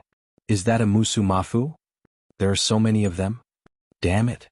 Because the group of demonic beasts was approaching, many soldiers saw the red three-headed snake wrapped around each Yugur. As early as 3 months ago, Gilgamesh released a notice about the types of demonic beasts, including the name, physical characteristics, degree of difficulty, number of appearance and other information, so everyone knew the names of these demonic beasts. In an instant it could be said that it caused a commotion. This kind of mass-produced Musumafu was extremely difficult to deal with, especially in this kind of offensive and defensive battle. These three-headed snakes could easily break through the human defense, through the gaps of the guns, and cause damage to the human, and disrupt the human formation. Because the number of Musumafu was very small before, its impact was not as big as other demonic beasts. Therefore, so far the Uruk side had not made effective defensive measures against it. They could only shrink the gap of the guns to the extent that it would not affect the guns. However, these mass-produced Musumafu could still get through, as if they were constantly evolving, their size was also shrinking. The gap of the guns could not be too small, or it would affect the performance of the guns, and these Musumafu's size at the moment just happened to be able to get through such a gap, and there were so many of them. More than one demonic beast commander. Nuwakamaru could not help but sigh. Because every demonic beast had a prototype, every mass-produced demonic beast would only listen to the orders of the prototype demonic beast commander, unless the prototype demonic beast, that is, the demonic beast commander died. Since so many mass-produced Musumafu appeared here, that is to say, the prototype Musumafu, one of the demonic beast commanders also came here. If it was only Yugur, Nuwakamaru could deal with it and even have the opportunity to kill it. During the beheading operation, she, Musasobo Benkei, and another servant were responsible for the demonic beast commander was the prototype Yugur. Unfortunately, the strength of the prototype Yugur was beyond their expectations, and the other servant died directly. If it were not for Musasobo Benkei risking his life to save her, Nuwakamaru would definitely die under the claws and fangs of the Yugur. Nuwakamaru's mission failed. Before Nuwakamaru said in front of the soldiers to make up for the mistakes, referring to the mistakes of the mission failure. Moreover, escaping death was not without any benefits. At least after the last test, Nuwakamaru had figured out the strength of the demonic beast commander, prototype Yugur. Even if Yugur was a mythical beast, it was not out of the category of living creatures. So, as long as the head of the prototype Yugur was cut off, the prototype Yugur would definitely die. Nuwakamaru, who was holding Bo Lu, was sure that the mass-produced Yugur demonic beasts were used as a springboard to cast his noble phantasm. After being strengthened by the noble phantasm, if Bo Lu's attack hit the neck of the prototype Yugur, it would definitely be cut off. Therefore, when Nuwakamaru saw that the opponent's demonic beast commander was only Yugur, he was so happy that he almost became evil. However, this time the opponent did not have one demonic beast commander, but two. Although the prototype Musumafu was nowhere to be seen, the other party must be lying in ambush somewhere. Sure enough, the beheading operation made the demonic beast commanders have a sense of crisis. As a result, two demonic beast commanders are now acting together. Nuwakamaru was rather melancholy as he pondered. At present they could not retreat and they could not block the attack. Looking at the soldiers around him who had lost their morale, Nuwakamaru made a decision. Since they could not advance or retreat, they might as well cut off all means of retreat. Even if there's another demonic beast commander hiding in the dark, I'll still chop off Yugur's lion head. Nuwakamaru shouted angrily and jumped down from the stronghold. She had decided to take the initiative. Master Nuwakamaru? The soldiers looked at Nuwakamaru's figure and could not help but worry. Retreat immediately. It's useless to stay here. Return to Uruk as soon as possible to get reinforcements. I'll hold the opponent back. Nuwakamaru did not even turn his head as he finished speaking and directly rushed towards the demonic beasts. The soldiers on the stronghold looked at each other. Although Nuwakamaru said so, they still could not make up their minds. If it was only Yugur, they could still hold on for a while. However, Yugur was entangled with Musumafu. Once Yugur brought Musumafu close to the stronghold, those Musumafu would definitely squeeze through the gaps between the weapons. There was no need to think about it. They definitely could not stop them. However, he couldn't just become a deserter and abandon Yoruwan. For a moment, the soldiers did not know what to do. However, the attentive soldiers discovered a problem. Something's not right. Based on the time it took for us to see the demonic beasts should have already rushed over at this distance. The attentive soldiers raised their doubts. The soldiers began to look around and discovered that the demonic beasts had not rushed over even after a long time. There was no change in the distance at all. Ever since they discovered Musumafu, the soldiers lost their morale and did not observe the enemy's situation. That was why they did not discover anything. Now that they observed again, the soldiers really did discover something different. In the middle of the plains, a white-haired man holding a magic staff appeared out of nowhere and stood there. Is that the court magician, Lord Merlin? Some of the soldiers had seen Merlin before and immediately recognized the strange-looking Merlin. Could it be that Lord Merlin is helping us? That must be it. Otherwise, why would the demonic beast seem to be walking on the spot? It had to be said that when humans faced a crisis, there would be a moment when their minds would become emotional.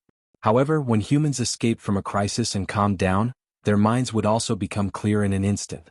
Indeed, Merlin had cast an illusion spell and successfully stopped the demonic beasts. However, it could only last for a while. Nuwakamaru, who had rushed out, also saw Merlin's figure. However, since she had already rushed out, there was no reason for her to return.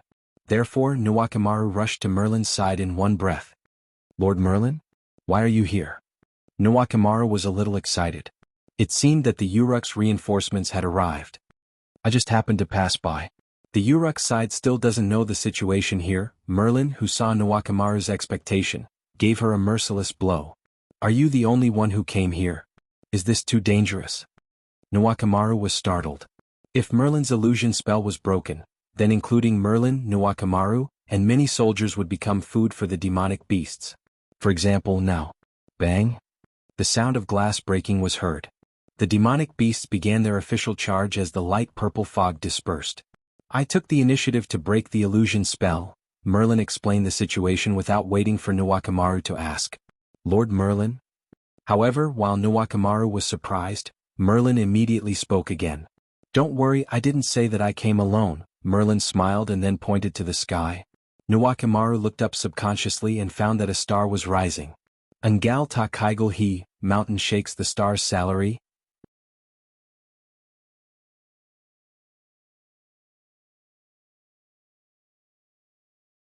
Chapter 920.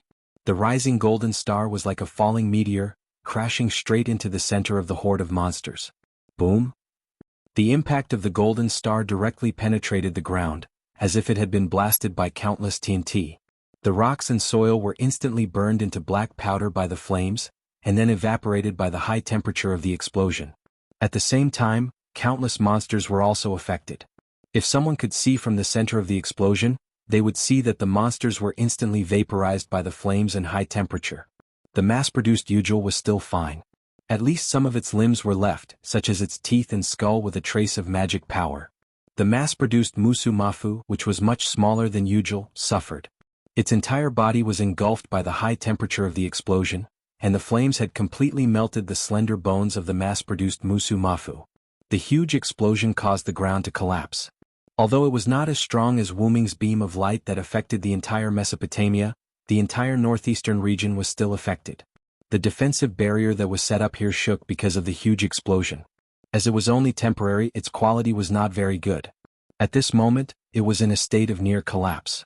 The soldiers had all evacuated from the barrier. If he didn't die in the process of fighting with the magical beasts but was crushed to death by the building, it would be really embarrassing. But even if they were far away from the barrier, the soldiers still found out who had released such a terrifying golden star. In Mesopotamia, when the golden star was mentioned, Ishtar would definitely be thought of. As expected, it's Lady Ishtar. Lady Ishtar, the mistress of the heavens? As expected of the goddess. She's still on our side. Long live Lady Ishtar. Oh! Ishtar, who was flying in the sky beside Ma'ana, heard the soldiers' cheers and praises for her. Her originally rather angry mood was now relieved. Ishtar was dissatisfied and even angry that Wu Ming had used his authority in word games to force a contract with her. After following Wu Ming's orders to come here, Ishtar's anger, along with the huge amount of magic power that Wu Ming had transferred to her, and most of the magic power in her body, were channeled into her noble artifact. She released it with resentment towards the monsters. This made Ishtar's noble artifact even more terrifying. At the same time, Ishtar was relieving her anger from falling into Wu Ming's trap. However, the soldiers thought that Ishtar came to help them because she saw the monsters attacking, and they all praised Ishtar. After hearing these praises, Ishtar felt a little ashamed, but her mood completely changed into pride and joy. Although it was not his intention, Ishtar had indeed helped the humans to eliminate the demon beasts. The humans praised and cheered for Ishtar from the bottom of their hearts, which made Ishtar feel happy, which was rare for Ishtar. Even if she had been spoiled since she was young, Ishtar's nature was still good. Helping the humans, being praised, thanked, and cheered by them, naturally made Ishtar's mood very comfortable. Seems like the situation after the contract is not as bad as I thought. Ishtar was obviously referring to the contract that Wu Ming had tricked her with his word games. Ishtar lifted the ponytail that was fluttering in front of her chest, and then crossed her arms in front of her chest. Her face showed a hint of sadness. It's just that the magic consumption is a little high. Because she was too upset, in a fit of rage, Ishtar used up almost all the magic in her body. It could be said that the current Ishtar was an empty shell. She really did not have a single bit of magic left. If there were enemies now, other than her advantage of being able to fly, she was completely a lamb waiting to be slaughtered. Looking at the end of the explosion, the ground was completely under the tower, and the ground was filled with smoke and dust. Ishtar nodded. Anyway, there's basically no such possibility. What's wrong? Are you lacking magic? Wu Ming, who had suddenly appeared beside Ishtar, suddenly spoke. Frightened, Ishtar hurriedly controlled the heavenly ship's horse, Anna, to retreat a distance away. When did you come over? Just now. Wu Ming replied very calmly, and then raised his hand again. The magic crystal on the right wing suddenly disappeared, and a large amount of magic was instantly replenished in Ishtar's body. Looking at Ishtar's dazed face, Wu Ming smiled. By the way, how does it feel to help a human? It feels pretty good. Although Ishtar still had a lot of resentment towards Wu Ming, she was already unable to be unyielding towards him. Because of Wu-ming, she was praised by the soldiers and received Wu-ming's magic. At this moment, Ishtar was even weaker than before. You can easily receive the praise of a human, and most importantly, you're very happy yourself. Why do you have to be a high and mighty and lawless goddess? Probably because of the fusion with Rin and Osaka. Compared to the original Ishtar, the current Ishtar was more reasonable, so Wu-ming began to reason with Ishtar. I don't want that. What I need is to be high and mighty. Humans only need to give me gems, I don't need their praise. However, these words were full of arrogance. Not only that, but Ishtar's actions were also full of arrogance. Ishtar once again crossed her arms and turned her head to the side to hide her blushing cheeks. Although the previous Ishtar was a little arrogant, now she was more influenced by Rin and Osaka's arrogance. In this regard, Wu-ming did not say anything more. Instead, he looked at her quietly. Ishtar was indeed used to being arrogant, but even the most mischievous child would want to be a good child one day. However, after being labeled as a mischievous child in the eyes of others, Ishtar couldn't be more obedient even if she wanted to.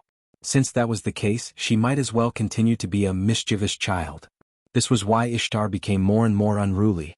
And today, Wu-ming forced Ishtar to be a good child for once, and he even let Ishtar taste the sweetness of it. This to Ishtar indeed was not a bad feeling. Looking at the human soldiers who were cheering for Ishtar in the distance, Ishtar extended her hand to Wu-ming. Okay, today I, Ishtar, will temporarily recognize you, Hyunryong. You will serve me as my temporary master.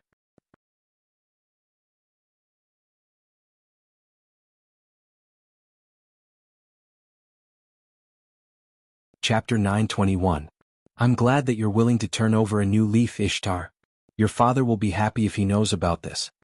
Wu-ming reached out his hand to grab Ishtar's soft hand, but Ishtar immediately broke free and slapped Wu-ming's hand in the face. I regret it. Can I cancel the contract? Ishtar was dissatisfied with Wu-ming's tone as if he was talking to a child. Wu-ming just smiled. It was obvious that Ishtar was being arrogant again. Come to think of it, Ishtar, your noble phantasm is really terrifying. Wu-ming said as he looked at the ground that was still collapsing. Smoke and dust rose from the ground that was penetrated. However, the food in the pot was from demonic beasts. After all, I used almost all of my mana except for the mana to maintain the current realm. It's natural for me to be able to create such an effect. Ishtar flipped her hair and looked quite proud. After Ishtar used the mana that Wu-ming gave her and almost all of the mana in her body, as well as the resentment in her heart, Ishtar's mood became extraordinarily good. In addition to the cheers of the soldiers and Wu-ming's kind words, Ishtar became even more arrogant. Of course, it didn't mean that Ishtar couldn't do it without Wu-ming's mana. Ishtar's noble phantasm Mountain Shocking Star's salary, Angalta Kaigelshi, was classified as a mountain noble phantasm. It was sublimated from the deed of killing Abifshan. Although this was a plain, it was still a part of the mountain range. Therefore, the effect of the mountain noble artifact could still be used. Therefore, even without Wu-ming's mana, Ishtar only needed to supply all of her mana to the noble artifact to easily blow up half of the plain. However, with such a large amount of mana provided by Silent Cry, Ishtar's noble phantasm was able to display an extraordinary effect. Half of the plain between the mountains was directly blown up by Ishtar's noble artifact. Countless demonic beasts were either burned to death by the flames or evaporated by the high temperature.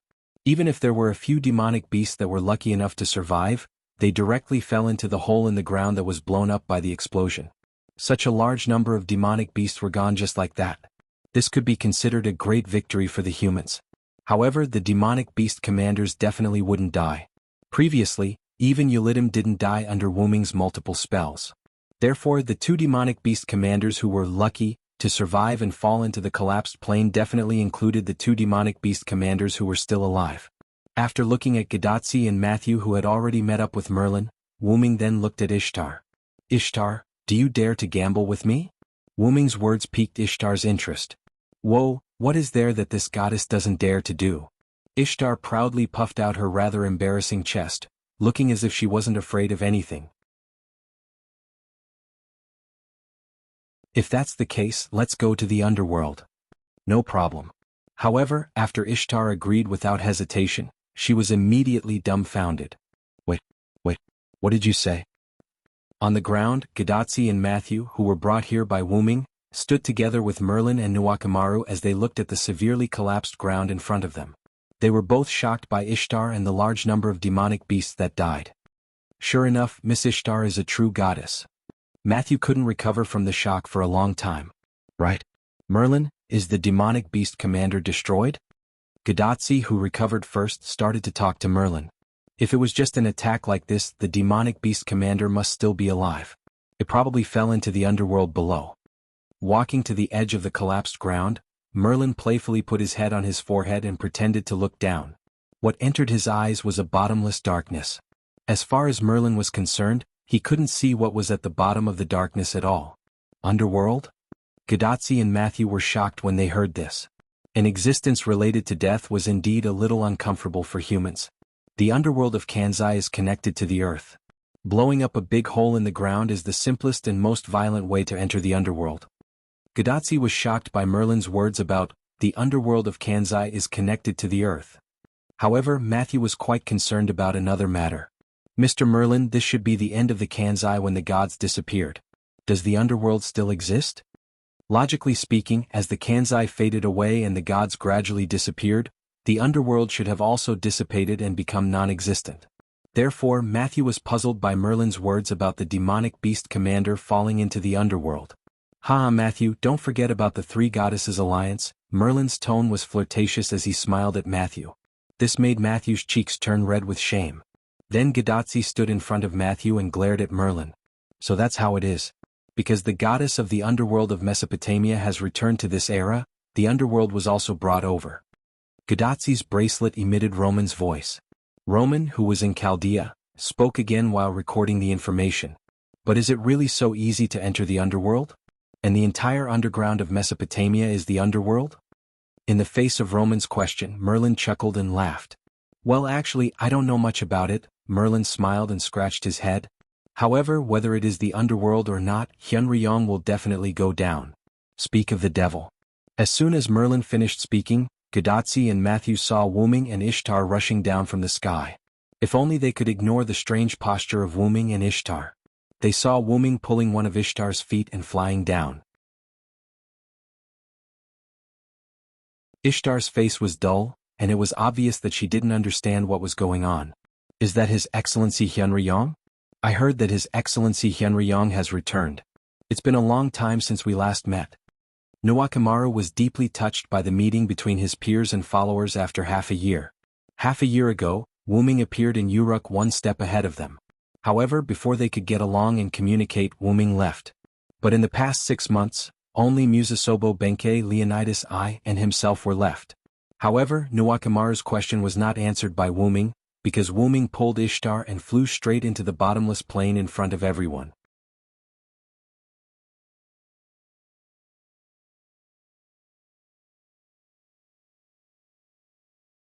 Chapter 922.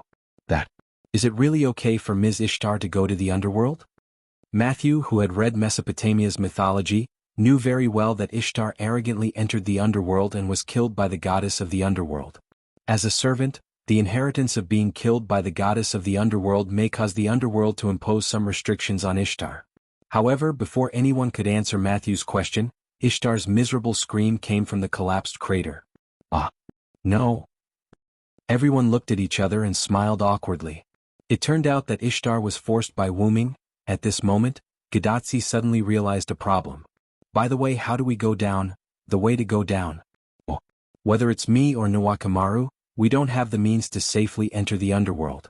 If you want to enter the underworld, you have to jump down. Merlin nodded proudly. Jump? Jump down? Roman, who was in Chaldea, couldn't help but exclaim. The instruments in Chaldea were interfered with, and they couldn't detect how deep the crater was. How could they jump down directly in this situation? Ms. Nuwakamaru, let's not talk about this for now.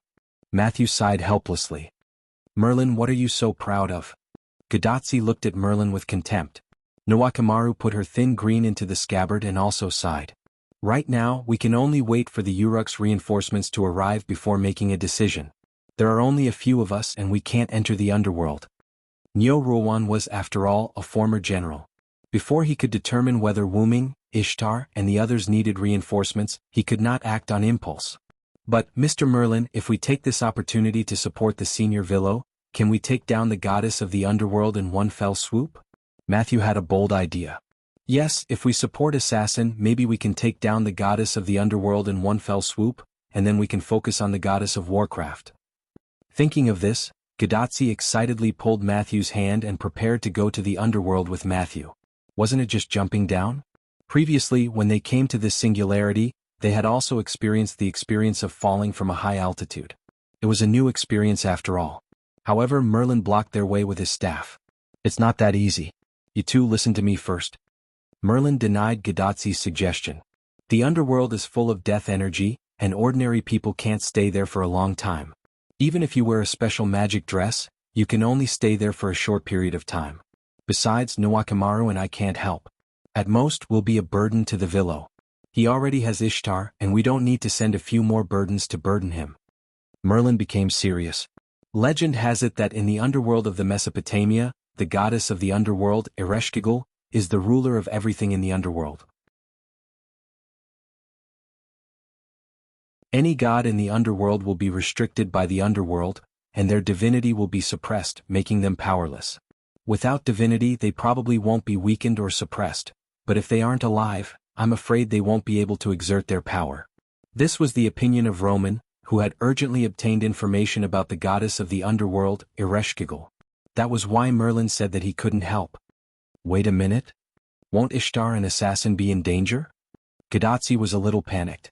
Ishtar was killed by the goddess of the underworld, and Wuming was a god in the Mesopotamia, Uruk-Hyunryong. His divinity must be high, and Wuming's current identity was a servant, not a living being. In that case, after entering the underworld, wouldn't they become the lambs to be slaughtered by Ereshkigal? But even if they are alive, there are still risks. Although the goddess of the underworld, Ereshkigal, can't leave the underworld as long as she is in the underworld, she can enjoy the authority of the underworld. This is the most powerful ability of the goddess of the underworld. Even if she faces a living being who can ignore the restrictions of the underworld, Ereshkigal won't be at a disadvantage. In short, if it's as recorded in the myths, the goddess of the underworld, Ereshkigal, is an invincible existence in the underworld. In the end, Roman added. In other words, only the living and I can ignore the suppression of the underworld's authority and cause harm to Ereshkigal. Matthew nodded. If that's the case, can't we enter the underworld to support them? Gadotsi suggested. However, Merlin shook his head again. Tachika, how can you be sure that you and Matthew will encounter the Villo first and not Ereshkigal? If it's just Matthew and Ereshkigal fighting alone, although the chances of winning are not zero, it's not high either. Also, don't forget that the two demonic beast commanders also fell into the underworld together. Merlin's words were like the last straw that broke the camel's back. Gadotsi didn't know what to say. At this time, Nuwakamaru, who had been quiet for a while, spoke. If it's only you and Matthew, if you encounter any one of them, even if Sir Matthew's shield can defend against the opponent's attack, it's only a matter of time before you lose. After all, the demonic beast commanders don't just have pure strength. And if you encounter both of them at the same time. Although Nuwakamaru didn't continue to speak, the result was inevitable death. As a surviving servant of the beheading operation, it can be said that I have a deeper understanding of the demonic beast commanders than you. Let's not talk about the lion-headed Wugger. The other demonic beast commander, Musamafu, is not an ordinary person. It's not an existence that a servant can face alone. After Nuwakamaru finished speaking, he walked directly toward the almost collapsed defensive barrier. I'm going to organize the soldiers and wait for the arrival of the Uruk's people before making a decision, and I believe that Sir Hyunryong will be fine. After Nuwakamaru finished speaking and left, whether it was Gadotsi, Matthew, Roman, or Merlin, they didn't speak anymore, as if they were giving Gadotsi time to think. After a moment, Merlin opened his mouth. I'm also very worried about the Villo. After all, he is my close friend. However, worrying about him is useless. For now, we can only believe in the Villo. You must know that the Villo took the initiative to enter the underworld. Since he took the initiative to enter the underworld, then the Villo certainly won't make such a low-level mistake. Indeed, in the case of knowing that there is a tiger in the mountain, only those who had a card up their sleeves would do something like going to the tiger's mountain, otherwise it would be a waste. Wuming was certainly not a person who would do something for free. He must have his own considerations. I know, I'm just a little bit worried about Assassin. At that moment, Gadotsi also recovered. Since it was already like this at this stage, then they should believe and wait.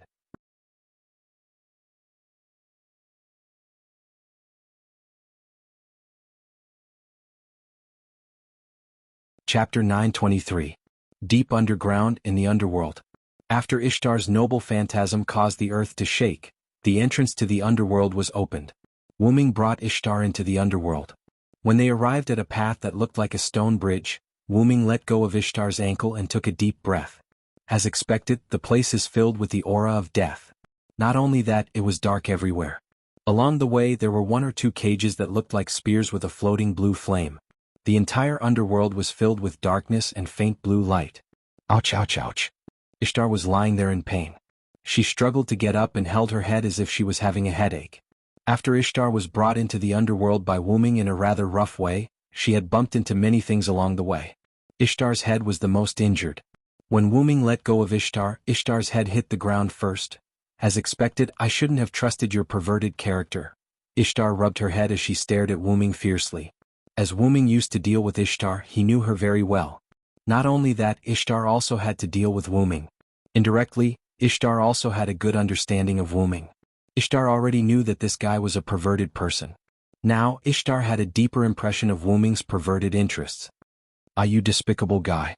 You know that the underworld has a natural suppressive effect on the gods. Why did you bring me in?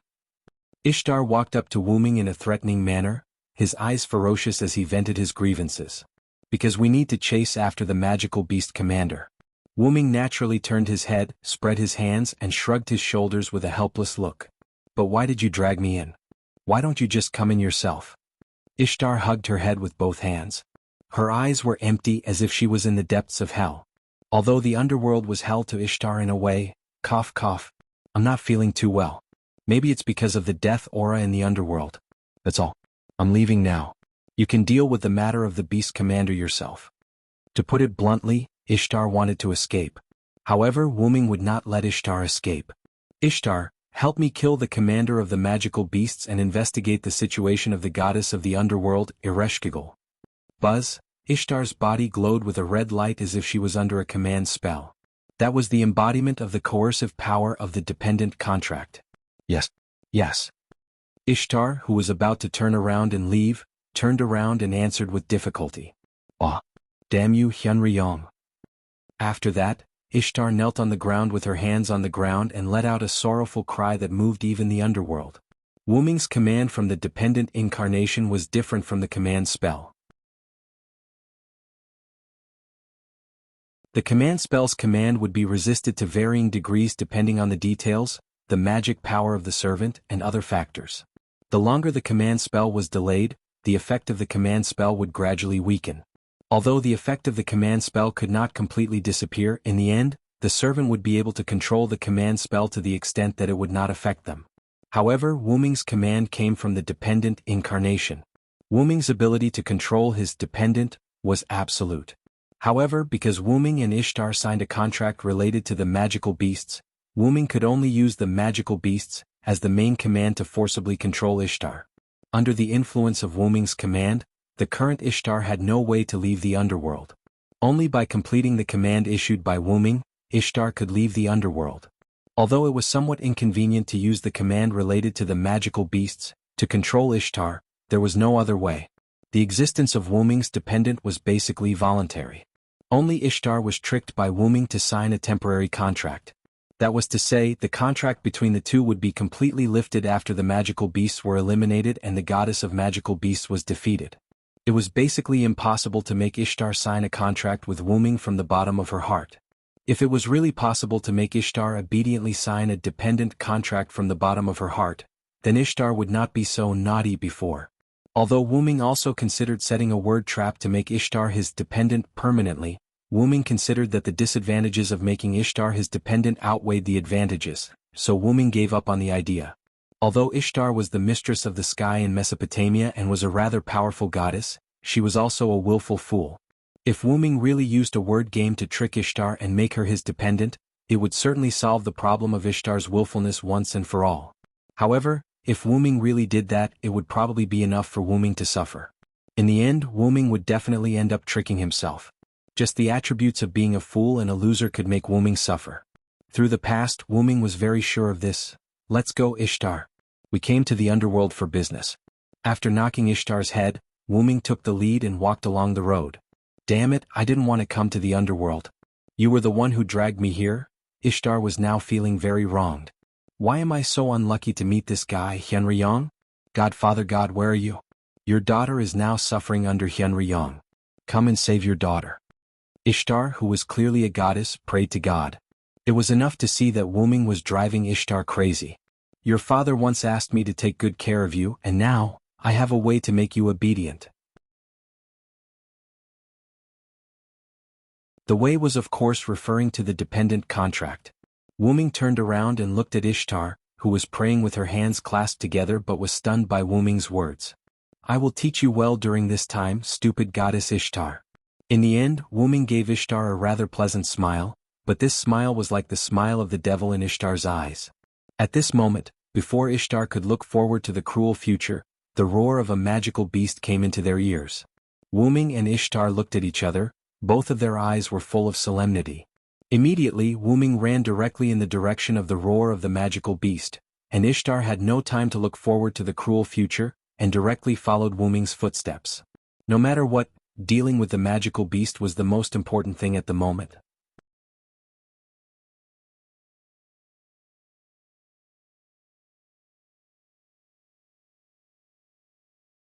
Chapter 924. The one that roared must be the commander of the demonic beasts. There was no doubt about that. Not to mention that the mass-produced demonic beasts wouldn't be able to make such a loud roar. Even if there were some demonic beasts that weren't killed by Ishtar's noble phantasm and fell directly from the ground to the underworld, at such a height, even if it was a strengthened mass-produced demonic beast, it would still be severely injured. Moreover, it would only be a serious injury and not a light one. Perhaps only the demonic beast commanders with extremely strong physiques could fall to the underworld unscathed.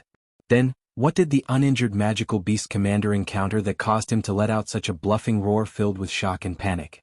The answer was that the demonic beast commanders were attacked by the Garrula spirits. The roads in the underworld went from the top to the bottom. They were all stone bridges that were naturally formed in the underworld. The stone bridges intersected with each other and extended downwards like a maze. But apart from that, there were also places where a few stone bridges converged to form a platform in the underworld. At this moment, Wuming and the rather reluctant Ishtar stood at the edge of a stone bridge and looked down at the platform that was formed by the stone bridges. There was a gigantic humanoid creature that was covered in red fur but had the head of a ferocious lion. It was one of the 11 demonic beast commanders, the lion-headed Wugger. Surrounding the tall Wugger was a group of skeletons with huge claws that didn't have legs. Their claws were as big as the heads of these skeletons. These skeletons were the Garrula spirits. The Garrula spirits emerged from all over the place and swarmed towards Wugger as if they had seen their enemy. Since these Garrula spirits had no legs and were in the underworld, they all floated in the air of the underworld. Because of this, these Garrula spirits were all over Wujul's body.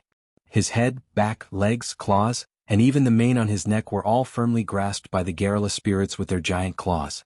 No matter how hard Wujul struggled, he couldn't shake off the Garrula spirits. His physical attacks were basically useless against the Garrula spirits because they were spirits. Every time the Garrula spirit was torn apart by a claw, it would recover in less than a second. The Garrula spirit's claws, on the other hand, were firmly fixed on Ujar's body while constantly dealing damage to him.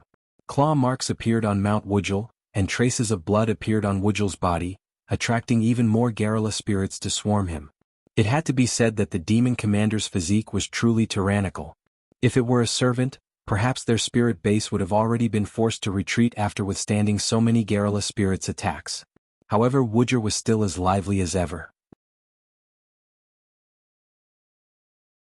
Even the angry roar produced by the Garrula spirits was particularly powerful.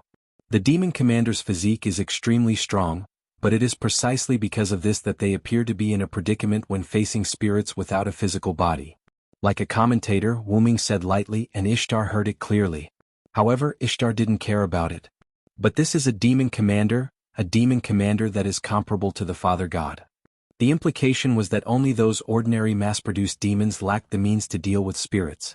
For a demon commander that was not on the same level as a mass-produced demon commander, how could it only have an advantage in terms of physique? Wujul is the lion of the sun. It certainly can't be that its physique is far beyond imagination. After Ishtar finished speaking, as if to reflect Ishtar's words, Wujul finally stopped using its claws to deal with the Garrula spirits. Wujul opened its mouth wide, and a sun-like radiance appeared in the underworld. In an instant, the garrulous spirits that were attacking Wuxia were stimulated and retreated. Some of the garrulous spirits that were particularly close to Wuxia even died from the intense radiance. In the next second, the radiance hidden in Wuxia's mouth turned into flames. The instant Wuxia swung its head to the surroundings, the flames were like rays that shot out in all directions. The fire of the sun engulfed a large number of garrulous spirits, and a large number of garrulous spirits perished in an instant in agony. Although the garrulous spirits didn't let out any screams due to the fact that they were spirits, it didn't affect Wuxia's mood at this moment. Roar? Wuxia let out a victorious roar, and its roar echoed throughout the underworld. Why aren't you going to attack? Now is a good opportunity to get rid of Wuxia, isn't it? Ishtar looked at Wuming. Although a sneak attack wasn't a good thing, this was war. In a war between humans and demons, the true essence of war was to win by any means necessary. Besides, demons didn't have human rights. A sneak attack would be over. However, Wuming still chose to wait and see. Don't worry, someone will come and take care of this guy. Just by killing a few garrulous spirits, it let out a triumphant roar that resounded throughout the underworld. Who did it think it was? It could only be said that this prototype Wuxia's brain wasn't as good as the prototype Yulidim that Wuming killed. It didn't understand whose territory it was. This was the territory of the underworld goddess, one of the three goddesses' alliance. The underworld goddess was an existence that was on par with the goddess of magical beasts. Demons of the goddess of magical beasts, why are you behaving so atrociously in my underworld? Why are you provoking me? The voice of a creator resounded throughout the underworld, and Wuxia subconsciously shut its mouth. Ishtar was so frightened that she trembled. At the same time, Ishtar also understood who Wuming was referring to when he said, "Someone will come and take care of Wuxia." It sounds a little like your voice. Wuming glanced at Ishtar. However, Ishtar rolled her eyes at Wuming. What nonsense are you talking about? This voice clearly belongs to Ereshkigal. Ishtar didn't want to talk about Ereshkigal. It could be said that other than Wuming, only Ereshkigal could give Ishtar a headache. After all, Ereshkigal had once stripped, pierced and killed Ishtar when she was in the underworld. Before Ishtar could recall the past, Ereshkigal spoke again. Since you dare to behave atrociously in my underworld, prepare to die.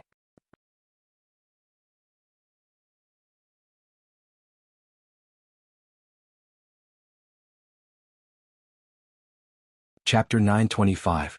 However, the words that sounded like a death sentence did not strike fear in Yukur. Although Wuxia had subconsciously shut its mouth, it did not mean that it was afraid. Perhaps this was what the saying, "the ignorant are fearless," meant. Roar? Perhaps Yukur's brain was really not working well. It actually roared at the majestic voice in the void as if it was provoking it.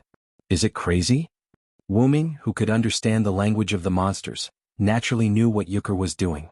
After translating and subtracting the profanities, it was more or less, bring it on.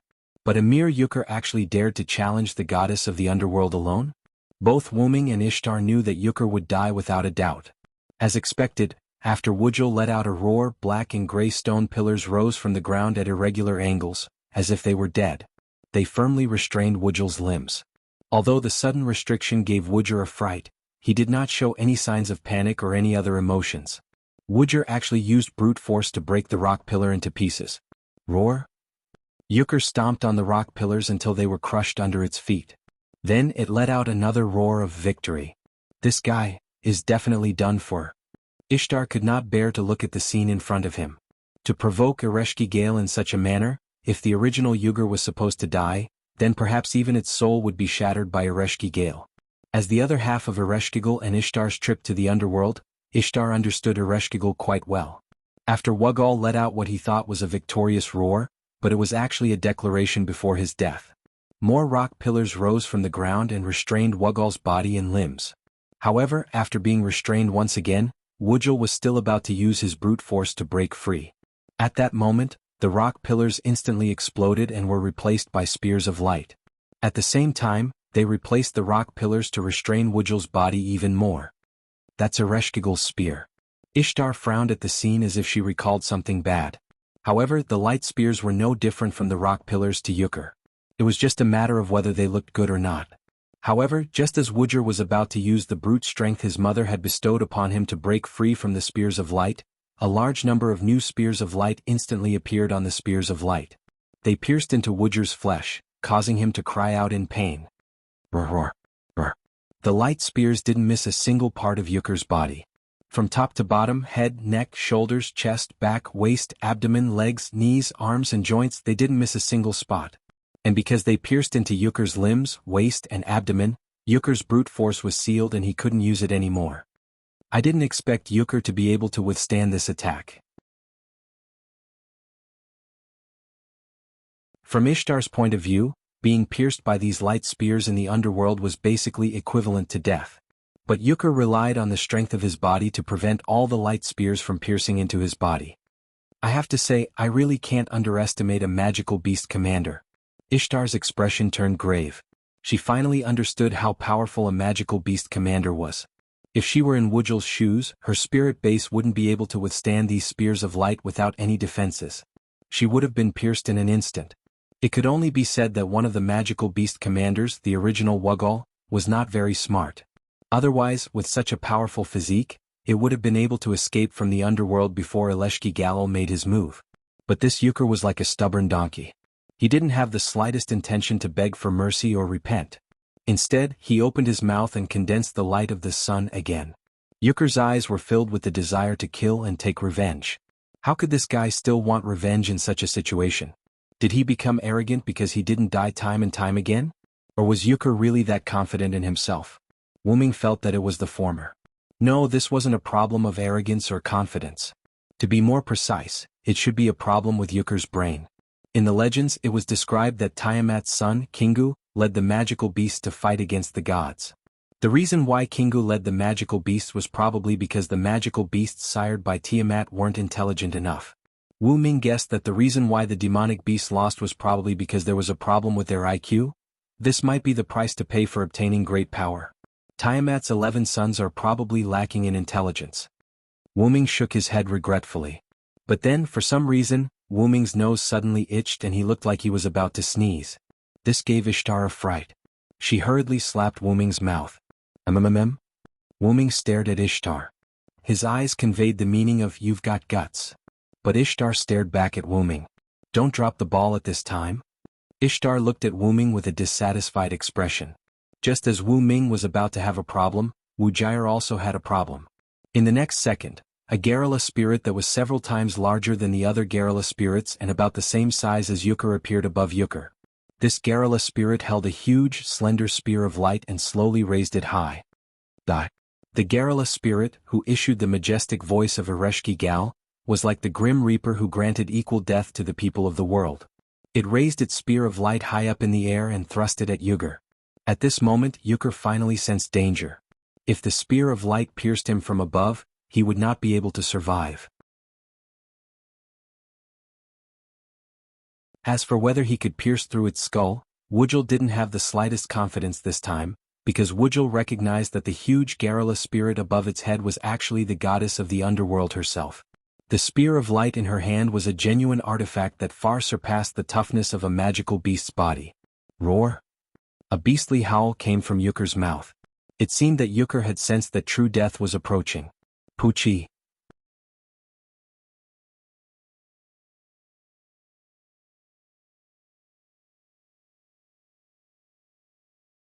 Chapter 926. Blood splattered all over the rock platform and Ujar stopped moving. Wu Ming, who had witnessed such a cruel scene, did not do anything. Ishtar, who did move, only felt pity for Ujar's intelligence. No wonder these demonic beast commanders have not taken down the humans even after 3 months. It's because of their intelligence. Ishtar had to admit that King Gilgamesh was indeed a virtuous king, but the intelligence of the demonic beast commanders was also a major factor that affected the demonic beast battle front. Alright, the demonic beast commanders have been eliminated. Let's go. Ishtar said and wanted to leave quietly without alerting Ereshkigal. But, haven't you noticed? We've been discovered long ago. Wu Ming looked at Ishtar in disdain. Wu Ming felt that Ishtar's intelligence was on par with the demonic beast commanders. As expected of an idiotic goddess. Is that so? But, at this point Ishtar also noticed the problem. After Ereshkigal's giant Garrula spirit killed Ujar and absorbed his soul into the spear of light in her hand, she stood still and looked at Wu Ming and Ishtar. Although there were a lot of rocks covering the two of them, there was no doubt that Ereshkigal had discovered them. Ereshkigal is the mistress of the underworld. You can say that when we entered the underworld, Ereshkigal already knew. As the only god in the underworld, Ereshkigal's authority was beyond imagination. But that was all. That's true. Ishtar's shoulders drooped helplessly and she looked powerless. Ereshkigal only spoke after Ishtar showed a powerless look, as if she was waiting to see Ishtar make a fool of herself. Uruk Hyunryong, mistress of the sky Ishtar, I already know why you are here. The demonic beast Ujar has been killed by me, and the other demonic beast Musamafu has escaped from the underworld. There is nothing you want here, leave quickly. Wuming could not help but have a trace of doubt. Wuming also guessed that Ereshkigal might not attack him and Ishtar, but Wuming did not expect Ereshkigal to let him and Ishtar leave just like that. Obviously, the other party was a member of the Three Goddesses Alliance. Obviously, the other party was a goddess who was hostile to humans. How could she let them go so easily? Obviously, they were on the side of humans. How could she let them go so easily? Damn it. Just listening to Ereshkigal's arrogant tone made Ishtar quite angry. However, Ishtar's brain was not as bad as Ujar's. At that moment, Ishtar pulled Wuming's arm. You see, Ereshkigal also let us leave, let's go. However, Wuming was not moved because Wuming came to the underworld not only to eliminate the demonic beast commander. Wuming's order to Ishtar was also very clear. Eliminate the demonic beast and investigate the underworld goddess. It's not easy to have the opportunity to get in touch with Ereshkigal, you can leave first. Wuming's order to Ishtar to eliminate the demonic beast commander had been completed, so the power from the dependence that restricted Ishtar from leaving the underworld had disappeared, and Ishtar could leave the underworld now. You want to face Ereshkigal alone? The original whisper was also raised a few decibels because of surprise. Although I don't want to admit it, you are the strongest on our side, right? How can you face one of the Three Goddesses Alliance alone? What if something happens? Ishtar lowered her voice as much as possible and leaned over Wuming's ear and nagged. However, the response to Ishtar was Wuming's palm. I actually let an idiot like you worry about me, how embarrassing. Wuming's palm pressed onto Ishtar's beautiful face, which could be considered as a response to Ishtar's previous slap on his face. Damn. I'm not worried about you. I'm just worried. If you die, my reward will go down the drain. Ishtar struggled to pull Wuming's hand up from her face while looking for an excuse for herself like a proud textbook. Helplessly smiling, Wuming finally persuaded Ishtar to leave. You should go back to the surface first, I'm a little worried about the escaped Musu Mafu. Ereshkigal would not lie about this kind of thing, so the other demonic beast commander Musu Mafu must have escaped. Looks like the demonic beast commander is not completely brainless like Wugger. At least the demonic beast commander Musu Mafu would escape, unlike the stubborn Wugger.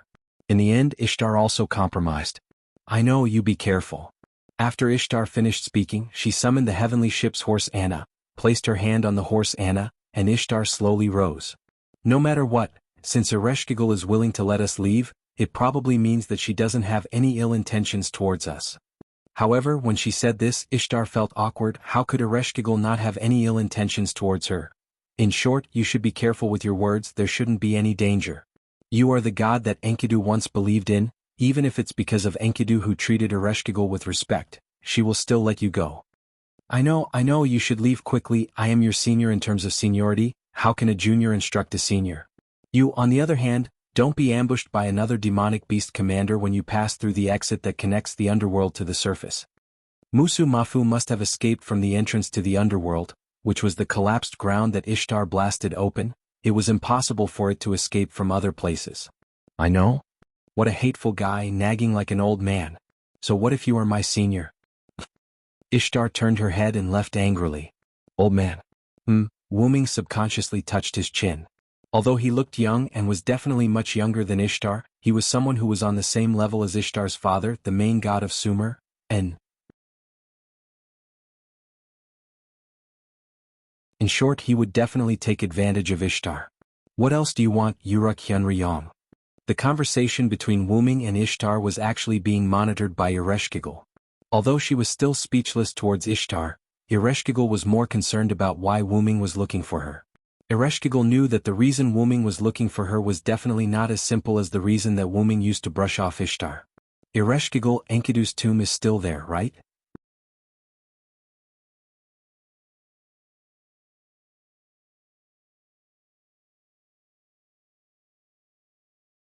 Chapter 927. That's right. Wuming cared about nothing else but Enkidu's tomb. According to Gilgamesh of this world, after Enkidu of this world died, because Enkidu treated Ereshkigal with respect when he was alive, his corpse was buried in the underworld by Ereshkigal. In the Mesopotamia of the parallel world that Wuming experienced, Enkidu's soul was preserved by Wuming, and his corpse was given to Gilgamesh to deal with. It was probably buried in the underworld as well. After all, regardless of which world Enkidu was in, he respected Ereshkigal. Enkidu's tomb? The huge garrulous spirit that Ereshkigal transformed into shook its body and rejected Wuming in the end. Why should I tell thee? As it spoke, the huge garrulous spirit skeleton emitted a scarlet and terrifying light as if it was angry. I allowed you to leave because you only entered the underworld to hunt down magical beasts and didn't behave atrociously. I haven't even punished you for the crime of exploding the sky of my underworld. However, Wuming was not flustered at all. After the gods disappeared, the underworld should have disappeared as well. It's only because of your reappearance that the underworld returned with you. However, the underworld that returned with you should only be a part of it. Hearing this, the huge garrulous spirit maintained its fierce posture, but it did not continue with its next move. Wuming was right. If it was the underworld of the past, it would have spread throughout the entire Mesopotamia. However, after the gods disappeared, the mysterious existence of the underworld also disappeared. However, because Ereshkigal descended as a servant, as a goddess who could not leave the underworld naturally appeared with Ereshkigal. However, because it was an accessory of Ereshkigal, the underworld didn't appear as widely as before. You've guessed correctly. The underworld is indeed limited to Khazar City and the surrounding areas. Ereshkigal admitted to it.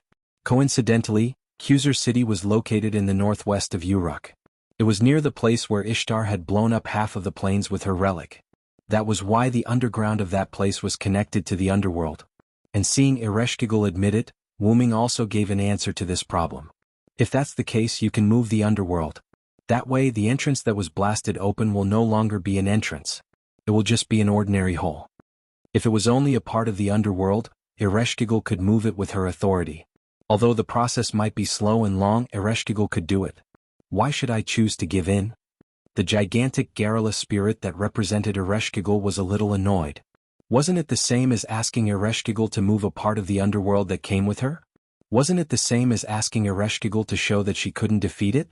I'm doing this for your sake, Ereshkigal. Don't forget about the monster that escaped. It will definitely report the general location of the underworld to the goddess of magical beasts. It's a terrible thing for the base camp to be discovered, isn't it? This made Ereshkigal fall into deep thought. Indeed, because of its body, Musu Maf didn't fall directly into the depths of the underworld like usual. Instead, it fell very close to the ground. Moreover, it had a snake body, so it quickly climbed up the cliff and escaped from the underworld. If it really returned to the northern fir forest, it would definitely know about the situation in the underworld. In a situation where he was unable to leave the underworld, and the opponent still had several magical beast commanders with extremely strong physiques, Ereshkigal would indeed be at a disadvantage. Although Ereshkigal knew that the goddess of magical beasts base camp was in the fir forest, she couldn't leave the underworld. It was only a few nights ago that she could use Ishtar's body, which represented her, to walk on the ground. Now that Ishtar was with Wuming and the others, the idea of using Ishtar's body to walk on the ground had become unrealistic. After saying so much, aren't you still thinking for the sake of humans? Although she didn't know why Wuming would suggest that Ereshkigal move the underworld, Wuming's actions were definitely not harmful to humans. Even if it wasn't for the sake of humans, it definitely wouldn't affect humans. Today I will tell you that my underworld has already begun to expand and move. Once it succeeds, I will capture all the souls of humans and bring them to my underworld. I will build a kingdom of the dead filled with souls. In other words, you are protecting humans in disguise. Wuming's words stunned Ereshkigal and she didn't know what to say. If it were any other gods other than the few Sumer gods who truly love humans who say that they want to protect humans, I might be suspicious. However, if it's you, Ereshkigal, I'm willing to believe it. Ereshkigal had been in the underworld since she was born until the gods retreated and the gods disappeared. It could be said that she didn't have much contact with the outside world. Moreover, because of her fixed position, Ereshkigal didn't have any thoughts of fighting for a god's position. She had been diligently taking care of the underworld. How could a god like her, who was destined to be restricted for her entire life, have any desire. Humans were born with good natures. It was the same for gods. A god who was set up after birth and didn't have much contact with the outside world didn't seem like a god who would harm humans. Although Wuming had never met Ereshkigal before, Wuming believed that Ereshkigal, who had been diligently taking care of the underworld for her entire life, wouldn't become an existence that opposed Mesopotamia. Most importantly, Ereshkigal buried Enkidu's body in the underworld because Enkidu treated her with respect.